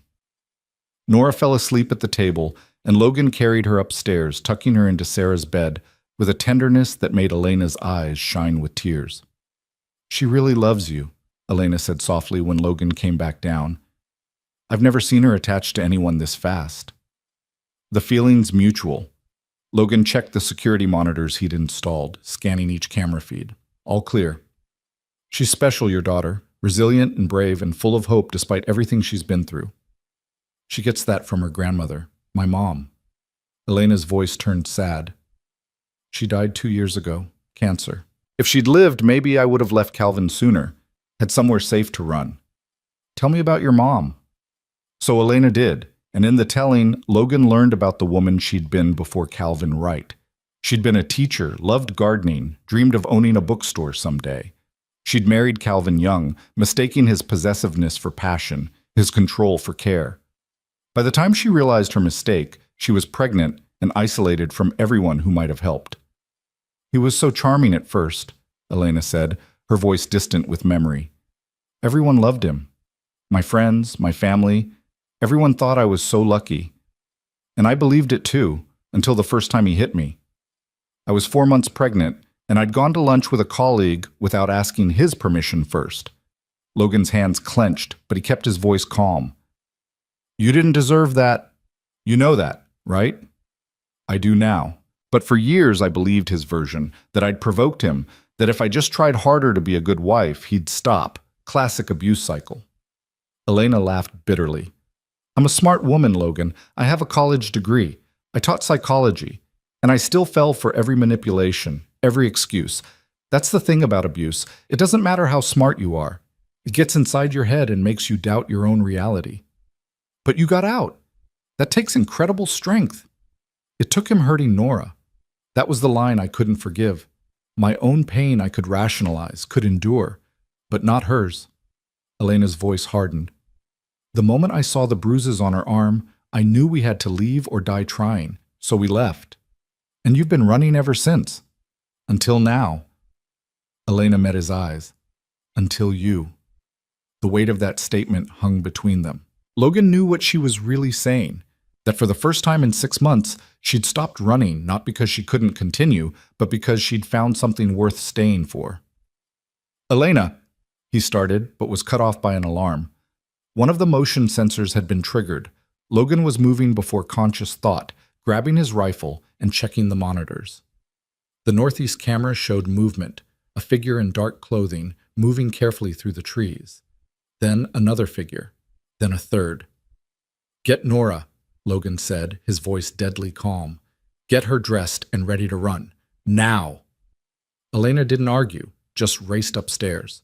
Logan watched the monitors, counting. 3 men visible, but there could be more outside camera range. They were moving with purpose, trying to stay in shadows but not doing a particularly good job. These weren't military or law enforcement, just thugs Calvin had probably hired. The question was whether Calvin himself was with them. Logan's phone buzzed. A text from an unknown number. Come out, Hale. Let's talk like men. Or I start shooting up your pretty ranch. So Calvin was out there. Good. Better to face him directly than wonder when he'd strike. Logan texted back, touch my property and I put you in the ground. The response was immediate. Big words from 1 man against 4. Send Elena and Nora out, and I'll leave you alone. Otherwise, we're coming in. Logan's response was to turn off all the interior lights, plunging the house into darkness. He heard Elena and Nora coming down the stairs, moving carefully. Status? Elena's voice was steady, but he could hear the fear underneath. 4 men, including Calvin. They're demanding you and Nora. I declined. Logan moved to the window, rifle ready. You remember the route to the cave? Yes. Then listen carefully. I'm going out there to engage them. While they're focused on me, you take Nora and run. Don't look back. Don't wait to see what happens. Just run. Logan, no. You can't face 4 armed men alone. I'm not planning to face them. I'm planning to use terrain and surprise to my advantage. He looked at her in the darkness, wishing he could see her face clearly. Trust me, Elena. I know what I'm doing, and I need you safe more than I need you here. But a gunshot cracked through the night, and one of the front windows exploded. Nora screamed, and Elena pulled her down to the floor. Logan returned fire immediately, aiming for the muzzle flash. He heard a cry of pain, at least a graze, maybe more. They're not here to talk, Logan said grimly. They're here to kill me and take you, so we're doing this my way. Elena, go, now, out the back door, and run. I can't leave you. You can, and you will. For Nora, for me. Because if you stay, I'll be too worried about you to do what needs doing. Logan grabbed her shoulder, squeezing hard. Go, please. Another shot hit the house, this time taking out a rear window. They were surrounding the building, trying to pen him in. Logan had maybe seconds before his advantage evaporated. Elena seemed to realize this. She pulled Nora to her feet, hugged Logan hard and fast, and whispered, "Don't you dare die on us." Then she was moving, pulling Nora toward the back door. Logan covered them, firing twice more to keep the attackers focused on the front of the house. He heard the back door open and close, heard their footsteps running into the darkness. Good. They were clear. Now he could fight. Logan moved through the darkened house like a ghost, using furniture and walls for cover. He'd lived here for 15 years, knew every creak and corner. The attackers didn't have that advantage. They'd be cautious, uncertain of the layout. He made it to the kitchen and slipped out the side door, the one they probably hadn't covered because it was partially obscured by the generator shed. The night air was cold against his face, and he could see his breath misting in the moonlight. Movement to his left. Logan dropped low as a bullet whined past where his head had been. He returned fire, heard a grunt and a body hitting the ground. One down. "He got Derek!" someone shouted. Calvin's voice responded, harsh and angry. "Then be more careful. He's just one man." Logan was already moving, circling through the barn. He knew these grounds in the dark, had walked them 1,000 times. He slipped between buildings, used shadows, became part of the landscape. The attackers were blundering around, calling to each other, giving away their positions. Amateurs. Dangerous because they were armed and desperate, but amateurs nonetheless. Logan came up behind one of them, one of the men from the mine, and struck with his rifle butt. The man went down without a sound. Logan relieved him of his weapon, a cheap 9mm pistol, and moved on. 2 down, 2 to go, including Calvin. "Where is he?" Calvin's voice was edged with panic now. "Marcus, Derek? Where the hell are you?" No answer. Logan smiled grimly in the darkness. Fear was setting in for them now, the predators becoming prey. He let them stew in it, let their imaginations work against them. A twig snapped to his right.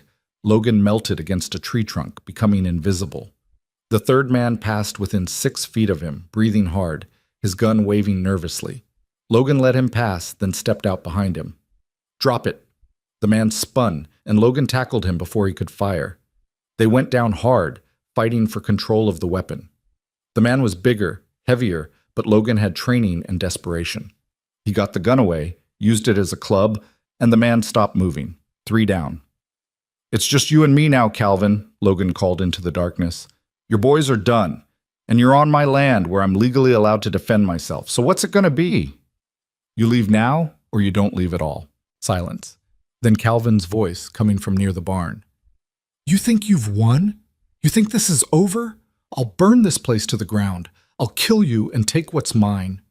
They're not yours. They never were. People aren't possessions. Elena is my wife. Nora is my daughter. They belong to me." Calvin's voice had lost all pretense of sanity. "And you're just some pathetic widower playing hero. You think you can replace your dead family with mine? It doesn't work that way." The words hit hard, but Logan pushed through the pain. "You're right about one thing. I can't replace Jennifer and Sarah. But I can honor their memory by protecting people who need protecting, by being the kind of man they believed I was. Noble, stupid, but noble." Calvin's voice moved, circling. "Here's what's going to happen. You're going to tell me where Elena and Nora went, and then you're going to let me leave, or I'm going to burn this barn down, and I know you've got horses in there. You want their deaths on your conscience?" Logan's blood ran cold.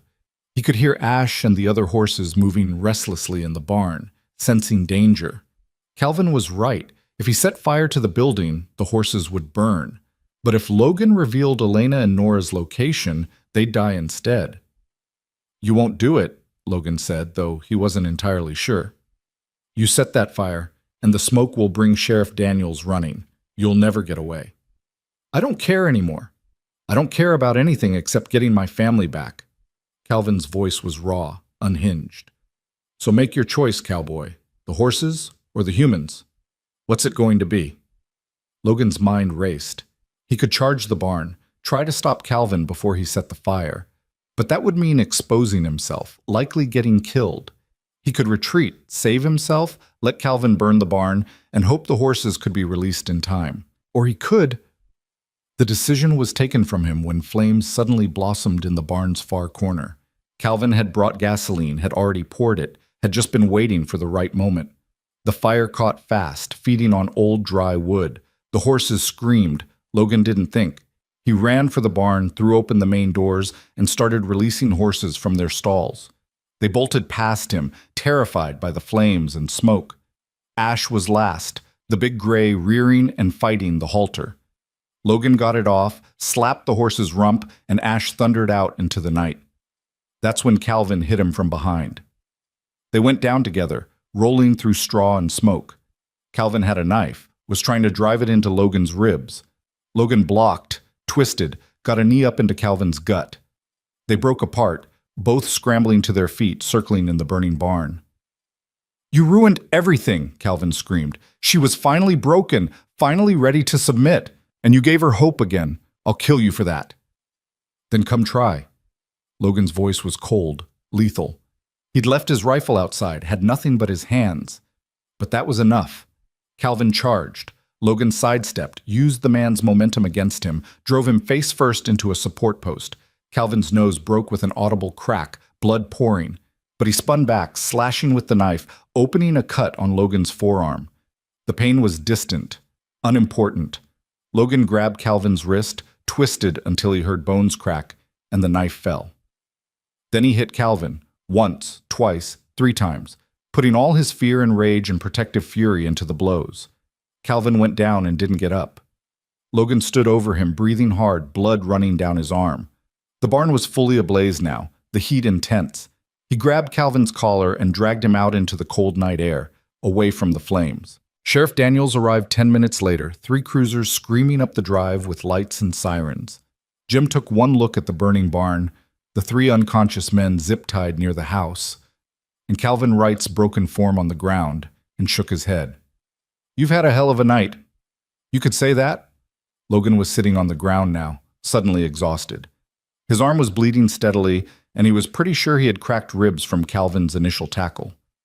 "They came to kill me and take Elena and Nora. I defended my property." "So I see." Jim crouched beside him. "Where are the women?" "Safe. Hidden. I'll call them back once this is cleaned up." Paramedics arrived, started treating wounds. Calvin Wright was loaded into an ambulance under armed guard, his face a ruin, his wrist bent at an unnatural angle. The other 3 men were arrested, read their rights, taken away. The barn burned. The fire department came, but there was nothing to be saved. Logan watched it collapse, taking with it a structure his grandfather had built, thinking about the price of protection and whether it was worth it. Then he thought about Nora's laugh and Elena's tears and the way they'd made his dead house feel like a home again, and he knew the answer. Some things were worth any price. As dawn broke over the smoldering ruins, Logan pulled out his satellite phone and made the call. "Elena, it's over. Come home." Elena and Nora appeared on the ridge just as the sun cleared the eastern hills, 2 silhouettes against the golden light. Logan watched them descend, his injured arm bandaged but still throbbing, his body aching from the fight, but his heart somehow lighter than it had been in years. Nora broke into a run when she saw him, her small legs churning across the uneven ground. "Logan! Logan, you're okay!" He caught her with his good arm, lifting her despite the protest from his ribs. She wrapped herself around him like a vine, sobbing into his shoulder. "I thought he was going to kill you," she choked out. "I thought we'd never see you again." "Takes more than that to get rid of me." Logan's voice was rough with emotion. He looked over Nora's head to Elena, who had stopped a few feet away, staring at the smoking ruins of the barn. Her face was pale, shocked. "Your barn," she whispered. "He burned your barn." "Wood and nails can be rebuilt." Well, Logan set Nora down gently, then moved to Elena. "You're safe. That's what matters. But you lost everything in there, your grandfather's work, and it's my fault if we hadn't—" "Stop." Logan took her face in his hands, forcing her to meet his eyes. "None of this is your fault. Calvin made his choices. I made mine, and I'd make the same choices again in a heartbeat." Elena's tears spilled over. "You could have died." "But I didn't. We're all here. We're all safe. That's what matters." He pulled her close, and she collapsed against him, her whole body shaking with relief and delayed shock. Over her head, Logan saw Sheriff Daniels approaching, his expression carefully neutral. "We need statements," Jim said quietly. "But they can wait a few hours. Get yourselves cleaned up, get some rest. I'll come back this afternoon." "What about Calvin?" Elena's voice was muffled against Logan's chest. "In custody at the hospital, under armed guard. Multiple charges. attempted murder, arson, assault, criminal trespass, violating a restraining order. With the physical evidence and multiple witnesses, the DA says he's looking at 20 to 30 years minimum. He's not going to hurt you again, Ms. Wright. That's a promise. Elena sagged, and Logan tightened his hold. What about the other three? Hired muscle from out of state. They're talking, trying to cut deals. Seems Calvin promised them $5,000 each to help him retrieve his property. They're looking at accomplice charges for everything Calvin did. Jim shook his head. Stupid men making stupid choices for money. Tale as old as time. After Jim left, Logan guided Elena and Nora into the house. The interior was damaged, bullet holes in walls, broken windows, smoke damage, but structurally sound. Fixable. He settled them in the living room while he made coffee with shaking hands, the adrenaline finally wearing off and leaving him hollow. You're hurt worse than you're saying, Elena observed, watching him favor his ribs. Couple of cracked ribs, maybe. I've had worse. Logan brought her coffee, then collapsed into his chair with a groan he couldn't quite suppress. I'll live. You need to see a doctor. Later. Right now I just need to sit here and remember that we won. Logan closed his eyes, exhaustion crashing over him like a wave. Elena, there's something you should know. When Calvin was burning the barn, he gave me a choice. Tell him where you were or let the horses burn. I chose the horses. I know you did, and you were right to. Was I? Logan opened his eyes, looking at her directly. Because in that moment, all I could think was that I'd rather die than betray you and Nora. And that's when I realized something. This isn't just about protection anymore. This isn't just about redemption or second chances or any of the things I told myself at the beginning. Elena had gone very still. What is it about? Logan took a breath, knowing he was about to step off a cliff with no guarantee of landing safely. It's about loving you, both of you. Somewhere between pulling Nora out of that well and fighting for our lives last night, you became my family. Not a substitute for what I lost, but something new. Something precious in its own right. The silence stretched. Nora, who'd been half asleep against her mother, suddenly looked very awake and alert. Elena's expression was unreadable. Logan, she said finally, her voice careful. We've known each other less than a month. I know. You could be confusing gratitude with love. I could be confusing safety with love. We're both traumatized and exhausted and not thinking clearly. Maybe. Logan's voice was steady despite his racing heart. Or maybe when you go through hell with someone, when you trust them with everything you are, and they don't break that trust, you learn more about them in weeks than you would in years of normal life. I know you, Elena. I know your strength, your courage, the way you'd sacrifice anything for your daughter. I know how you take your coffee, and that you hum when you're cooking, and that you still flinch at loud noises, and I love all of it. Elena was crying again, but this time it was different. I don't know how to do this, how to trust a man again, how to believe that you won't become Calvin, Logan finished. I won't, because I've seen what that kind of control does to people. I've seen what you've survived, and I would rather cut off my own arm than ever make you afraid of me. He paused, then added, but I'm not asking you to trust me completely right now. I'm just asking you to stay. Give this, us, a chance to grow into something real. No pressure, no expectations, just time and honesty and seeing where it leads. Nora, who'd been watching this exchange with rapt attention, suddenly spoke up. I told you that you needed a wife and I needed a dad. I was right, wasn't I? Despite the heavy emotion, Logan laughed. Kid, you might be the wisest person I've ever met.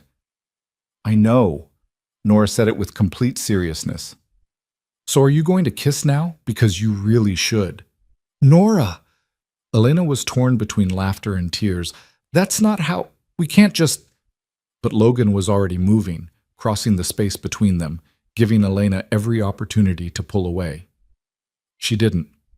When his lips met hers, it was gentle, tentative, a question more than a demand. She answered by leaning into him, her hand coming up to rest against his chest, feeling his heartbeat. When they broke apart, Nora was grinning like she'd just won the lottery. Finally, okay, so when's the wedding? There's no... Elena sputtered, her face flushed. Nora, sweetie, Adults don't just get married because they kissed once. Why not? You love him. He loves you. I love both of you. That's what families do. They love each other and they stay together. Nora's logic was unassailable in its childish simplicity. Right, Logan? Logan looked at this fierce little girl who'd turned his world upside down, then at her mother who'd taught him that his heart could still beat for more than just survival. Right, he agreed. But your mom's also right. There's no rush. We've got time to figure things out. How much time? Nora pressed.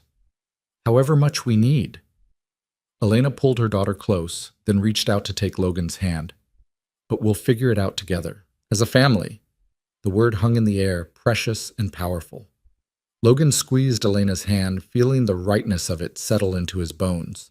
The weeks that followed were chaotic in the best possible way. Logan's statement to the sheriff took hours, detailing every moment of the attack in his defense. The physical evidence supported his version completely. Calvin and his hired men had come armed and with clear intent to harm. The DA assured them that the charges would stick, that Calvin Wright wouldn't see freedom for decades. Elena filed for full custody of Nora, with Logan providing a sworn statement about Calvin's violence and the attack on the ranch. Her lawyer, paid for by the fund the town had surprisingly started after news of the attack spread, was confident the case was airtight. The town itself rallied in ways Logan hadn't expected. Neighbors he'd barely spoken to in 3 years appeared with tools and lumber to help rebuild the barn. The hardware store owner offered supplies at cost. The diner sent over meals for a week straight. People who'd respected his grief and isolation before now saw his protection of Elena and Nora as something worthy of support. Small-town life, Elena said, watching a crew of volunteers frame the new barn. They take care of their own. Are we their own now? Nora asked, passing nails to one of the workers with serious concentration. Seems like it, Logan answered. He was still healing, ribs taped, arms stitched and bandaged, but he refused to sit idle while others did the work. You okay with that? Staying here permanently? Nora didn't hesitate. This is home. Your home. Why would we leave? It was that simple for her. Logan wished adult emotions could be as straightforward.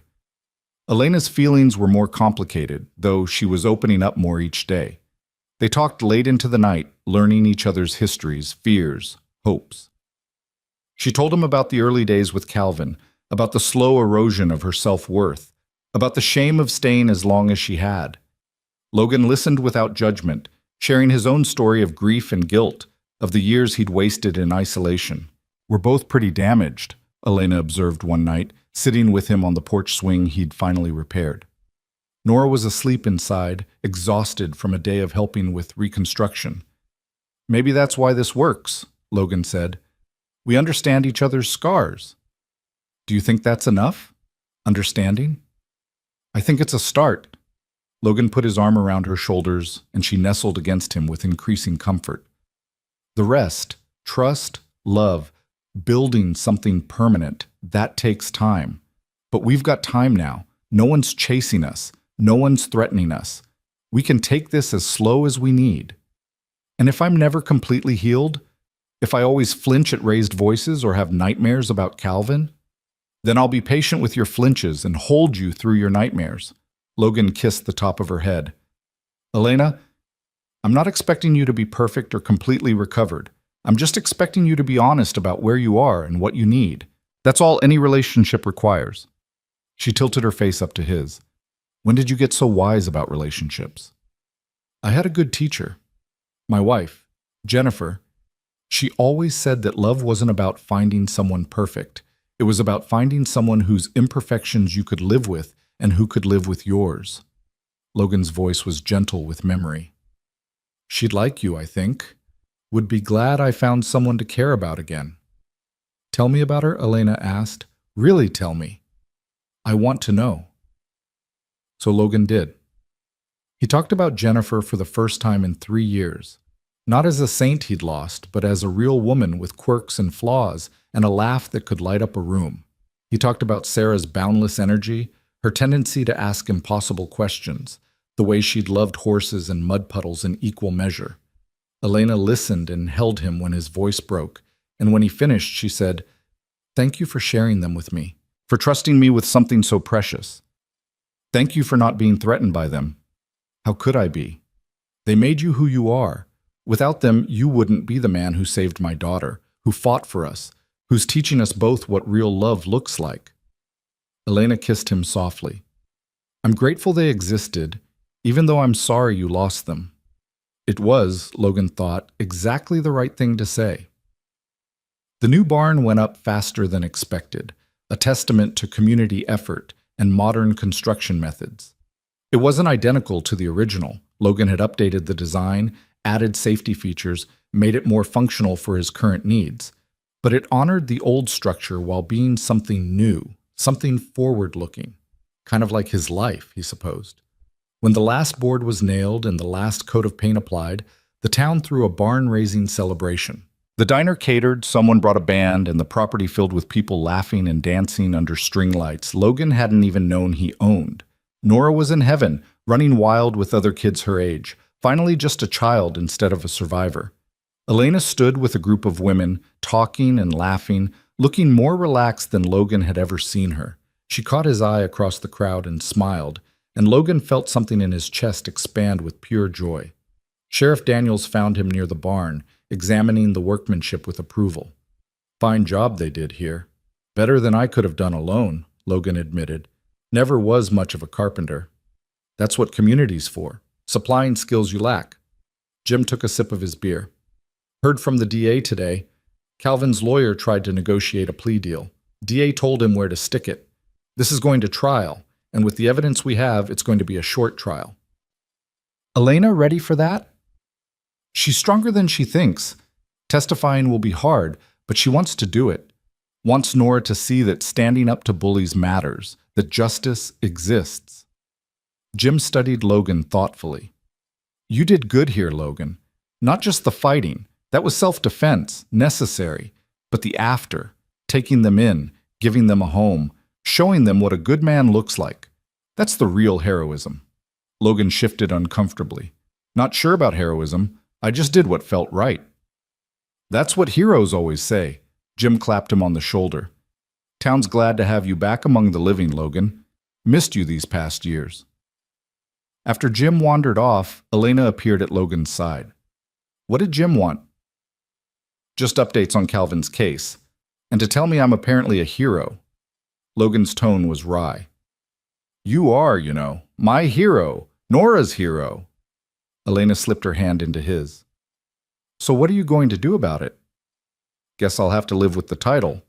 Logan pulled her close, swaying slightly to the music drifting from the celebration. Dance with me. Here? In front of everyone? Why not? Let them see. Let them know we're together. Elena hesitated, old fears rising. Logan, if we do this publicly, there's no taking it back. The whole town will know. They'll have opinions and expectations, and let them. Logan's voice was firm. Elena, I'm not ashamed of what we have. I'm proud of it. Proud of you, proud of us, proud to be the man you chose after everything you've been through. So if you're ready, if you want this, then let's show the world. Elena looked at him for a long moment, then at Nora, who was watching them with eager eyes from across the yard. She looked at the house that had become their home, at the community that had accepted them, at the future stretching out before them like an open road. Okay, she said finally, stepping into his embrace. Let's show them. They danced in front of the new barn while the town watched and smiled, and Nora cheered like it was the best thing she'd ever seen. Probably was. 3 months later, in the courthouse where Calvin Wright's trial was being held, Elena took the stand and told her story. Logan sat in the gallery, Nora beside him, offering silent support as Elena recounted years of abuse, of fear, of running. Calvin's lawyer tried to discredit her, to paint her as an unstable woman making false accusations. But the evidence was overwhelming: medical records, photographs of injuries, Nora's testimony about what she'd witnessed, Logan's account of the mine confrontation, and the attack on the ranch. The jury deliberated for less than 2 hours. Guilty on all counts. When the verdict was read, Elena sagged with relief. Nora buried her face in Logan's shoulder, crying tears of release, and Logan felt the last piece of tension he'd been carrying dissolve. It was really over. Calvin Wright would spend decades behind bars, and Elena and Nora were truly free. Outside the courthouse, Elena was mobbed by her lawyer, by victims' advocates, by reporters wanting her story. She handled it all with grace, making a brief statement about survival and hope, and the importance of leaving abusive situations. But when she finished, she pushed through the crowd to Logan and Nora, and the three of them held each other while cameras flashed and questions were shouted. "Can we go home now?" Nora asked. "I want to see Ash." "Yeah, sweetheart," Logan said, his voice thick. "Let's go home." They drove back to the ranch in comfortable silence, each processing the day in their own way. When they pulled up to the house, freshly painted now, with flowers Elena had planted blooming in beds around the porch, Logan felt a peace he hadn't known in years. This was home. Not just a building, not just a piece of land, but the people in it and the life they were building together. That night, after Nora was asleep, Logan found Elena in the kitchen making tea. She looked exhausted, but lighter, like a burden she'd carried for years had finally been lifted. "How are you feeling?" he asked, pulling her into his arms. "Free." She said it with wonder. "For the first time in 6 years, I actually feel free. He can't hurt us anymore. Can't chase us, can't control us. We're really, truly free." "So what do you want to do with that freedom?" Elena pulled back enough to look up at him. "I want to build a life, a real life, not just survival. I want Nora to go to school and make friends. I want to plant that garden we talked about. I want to—" She hesitated, then pushed forward. "I want to marry you, if you're still interested." Logan's heart stopped, then started again at double speed. "Are you proposing to me?" "I guess I am. Is that weird? Should you be proposing to me?"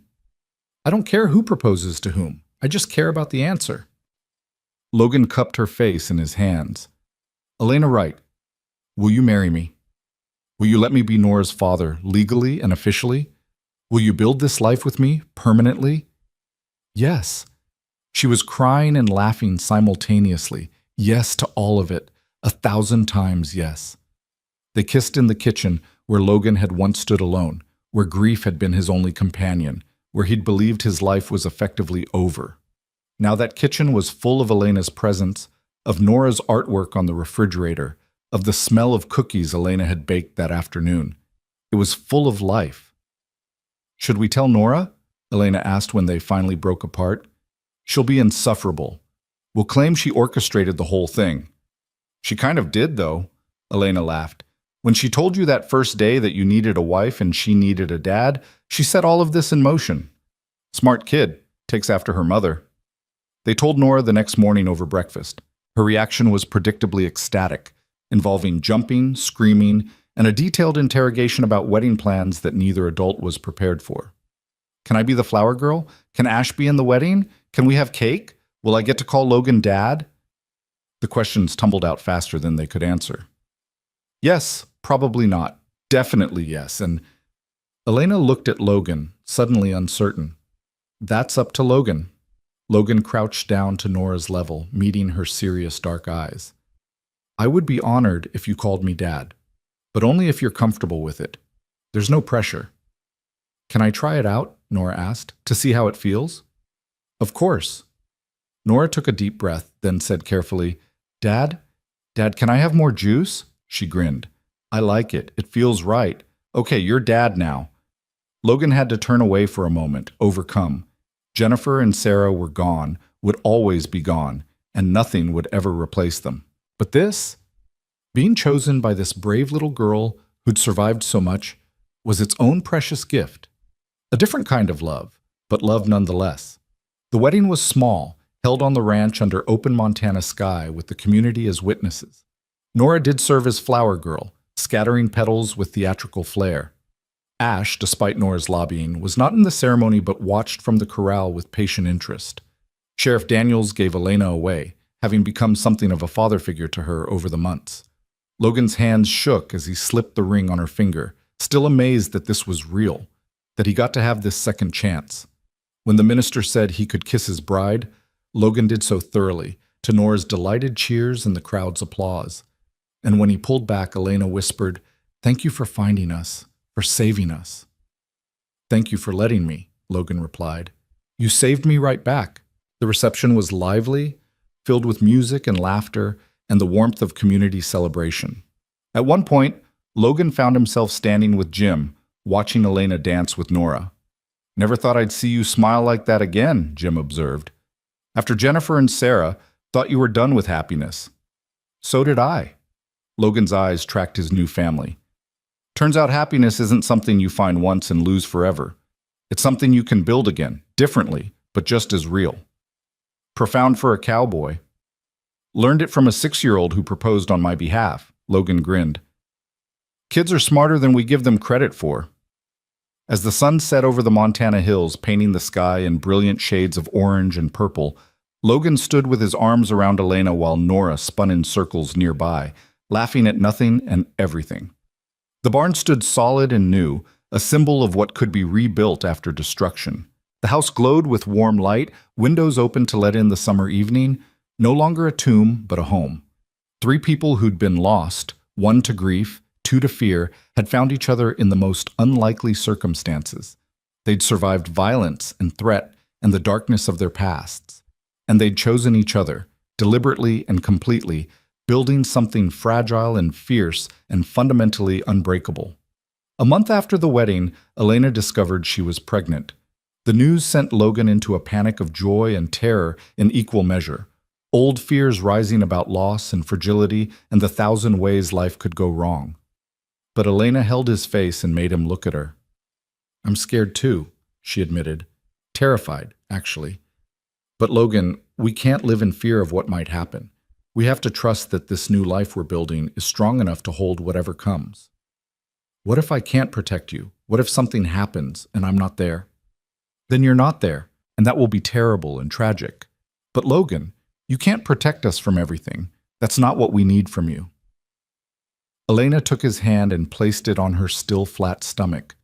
We need you to be present, to love us, to show up every day and be the man we already know you are. That's all. That's everything.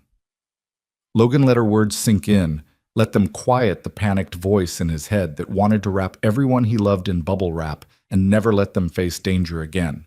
She was right. He couldn't control the universe. He could only control his choices, his presence, his love. Okay, he said finally. Okay, we do this together. All of it. All of it, Elena agreed and kissed him. Nora's reaction to the pregnancy news was predictable enthusiasm. I'm going to be the best big sister ever. I'll teach them everything. How to ride horses and climb trees and which places on the ranch are good for hiding and which are dangerous. Oh, and I'll share my books. Well, some of my books. The good ones. As Elena's belly grew over the following months, the ranch transformed further. The garden Elena had wanted flourished, providing vegetables for their table. Nora started school in town, making friends and bringing home artwork that covered every available surface. Logan rebuilt the chicken coop, and soon fresh eggs were part of their daily routine. They became a fixture in town. The cowboy who'd found his way back from grief, the woman who'd survived abuse and found strength, and the little girl who'd been wise enough to see what the adults couldn't. Their story became legend in the way small-town stories do, embellished and retold, a testament to resilience and second chances. The baby arrived in late spring, a boy with Logan's gray eyes and Elena's dark hair. They named him Samuel, after Logan's father, and Jennifer, Elena's middle name, honoring the past while celebrating the future. Nora held her baby brother with infinite gentleness, crooning to him about all the adventures they'd have together. Logan stood in the hospital room, looking at his wife and his daughter and his newborn son, and felt the last frozen part of his heart finally thaw completely. He would always carry Jennifer and Sarah with him. They were part of who he was. But they didn't define him anymore. He was more than his grief. He was a husband, a father, a man with a future worth living. What are you thinking? Elena asked, reading his expression. That Nora was right about everything. I did need a wife, she did need a dad, and somehow, impossibly, we found each other at exactly the right time. Fate? Choice. Logan smiled. We chose each other. Every day we keep choosing each other. That's more powerful than fate. Years passed. Nora grew into a teenager, still fierce and fearless, splitting her time between school, ranch work, and teaching her younger brother everything she knew. Samuel grew strong and curious, with Nora's boldness and Logan's quiet strength. Elena's garden expanded, and she started selling produce at the farmer's market, making friends and building a life completely her own. Logan rebuilt and expanded the ranch, adding cattle to supplement the horses, creating something that could be passed down to his children. The scars from that terrible night, physical and emotional, faded but never disappeared completely.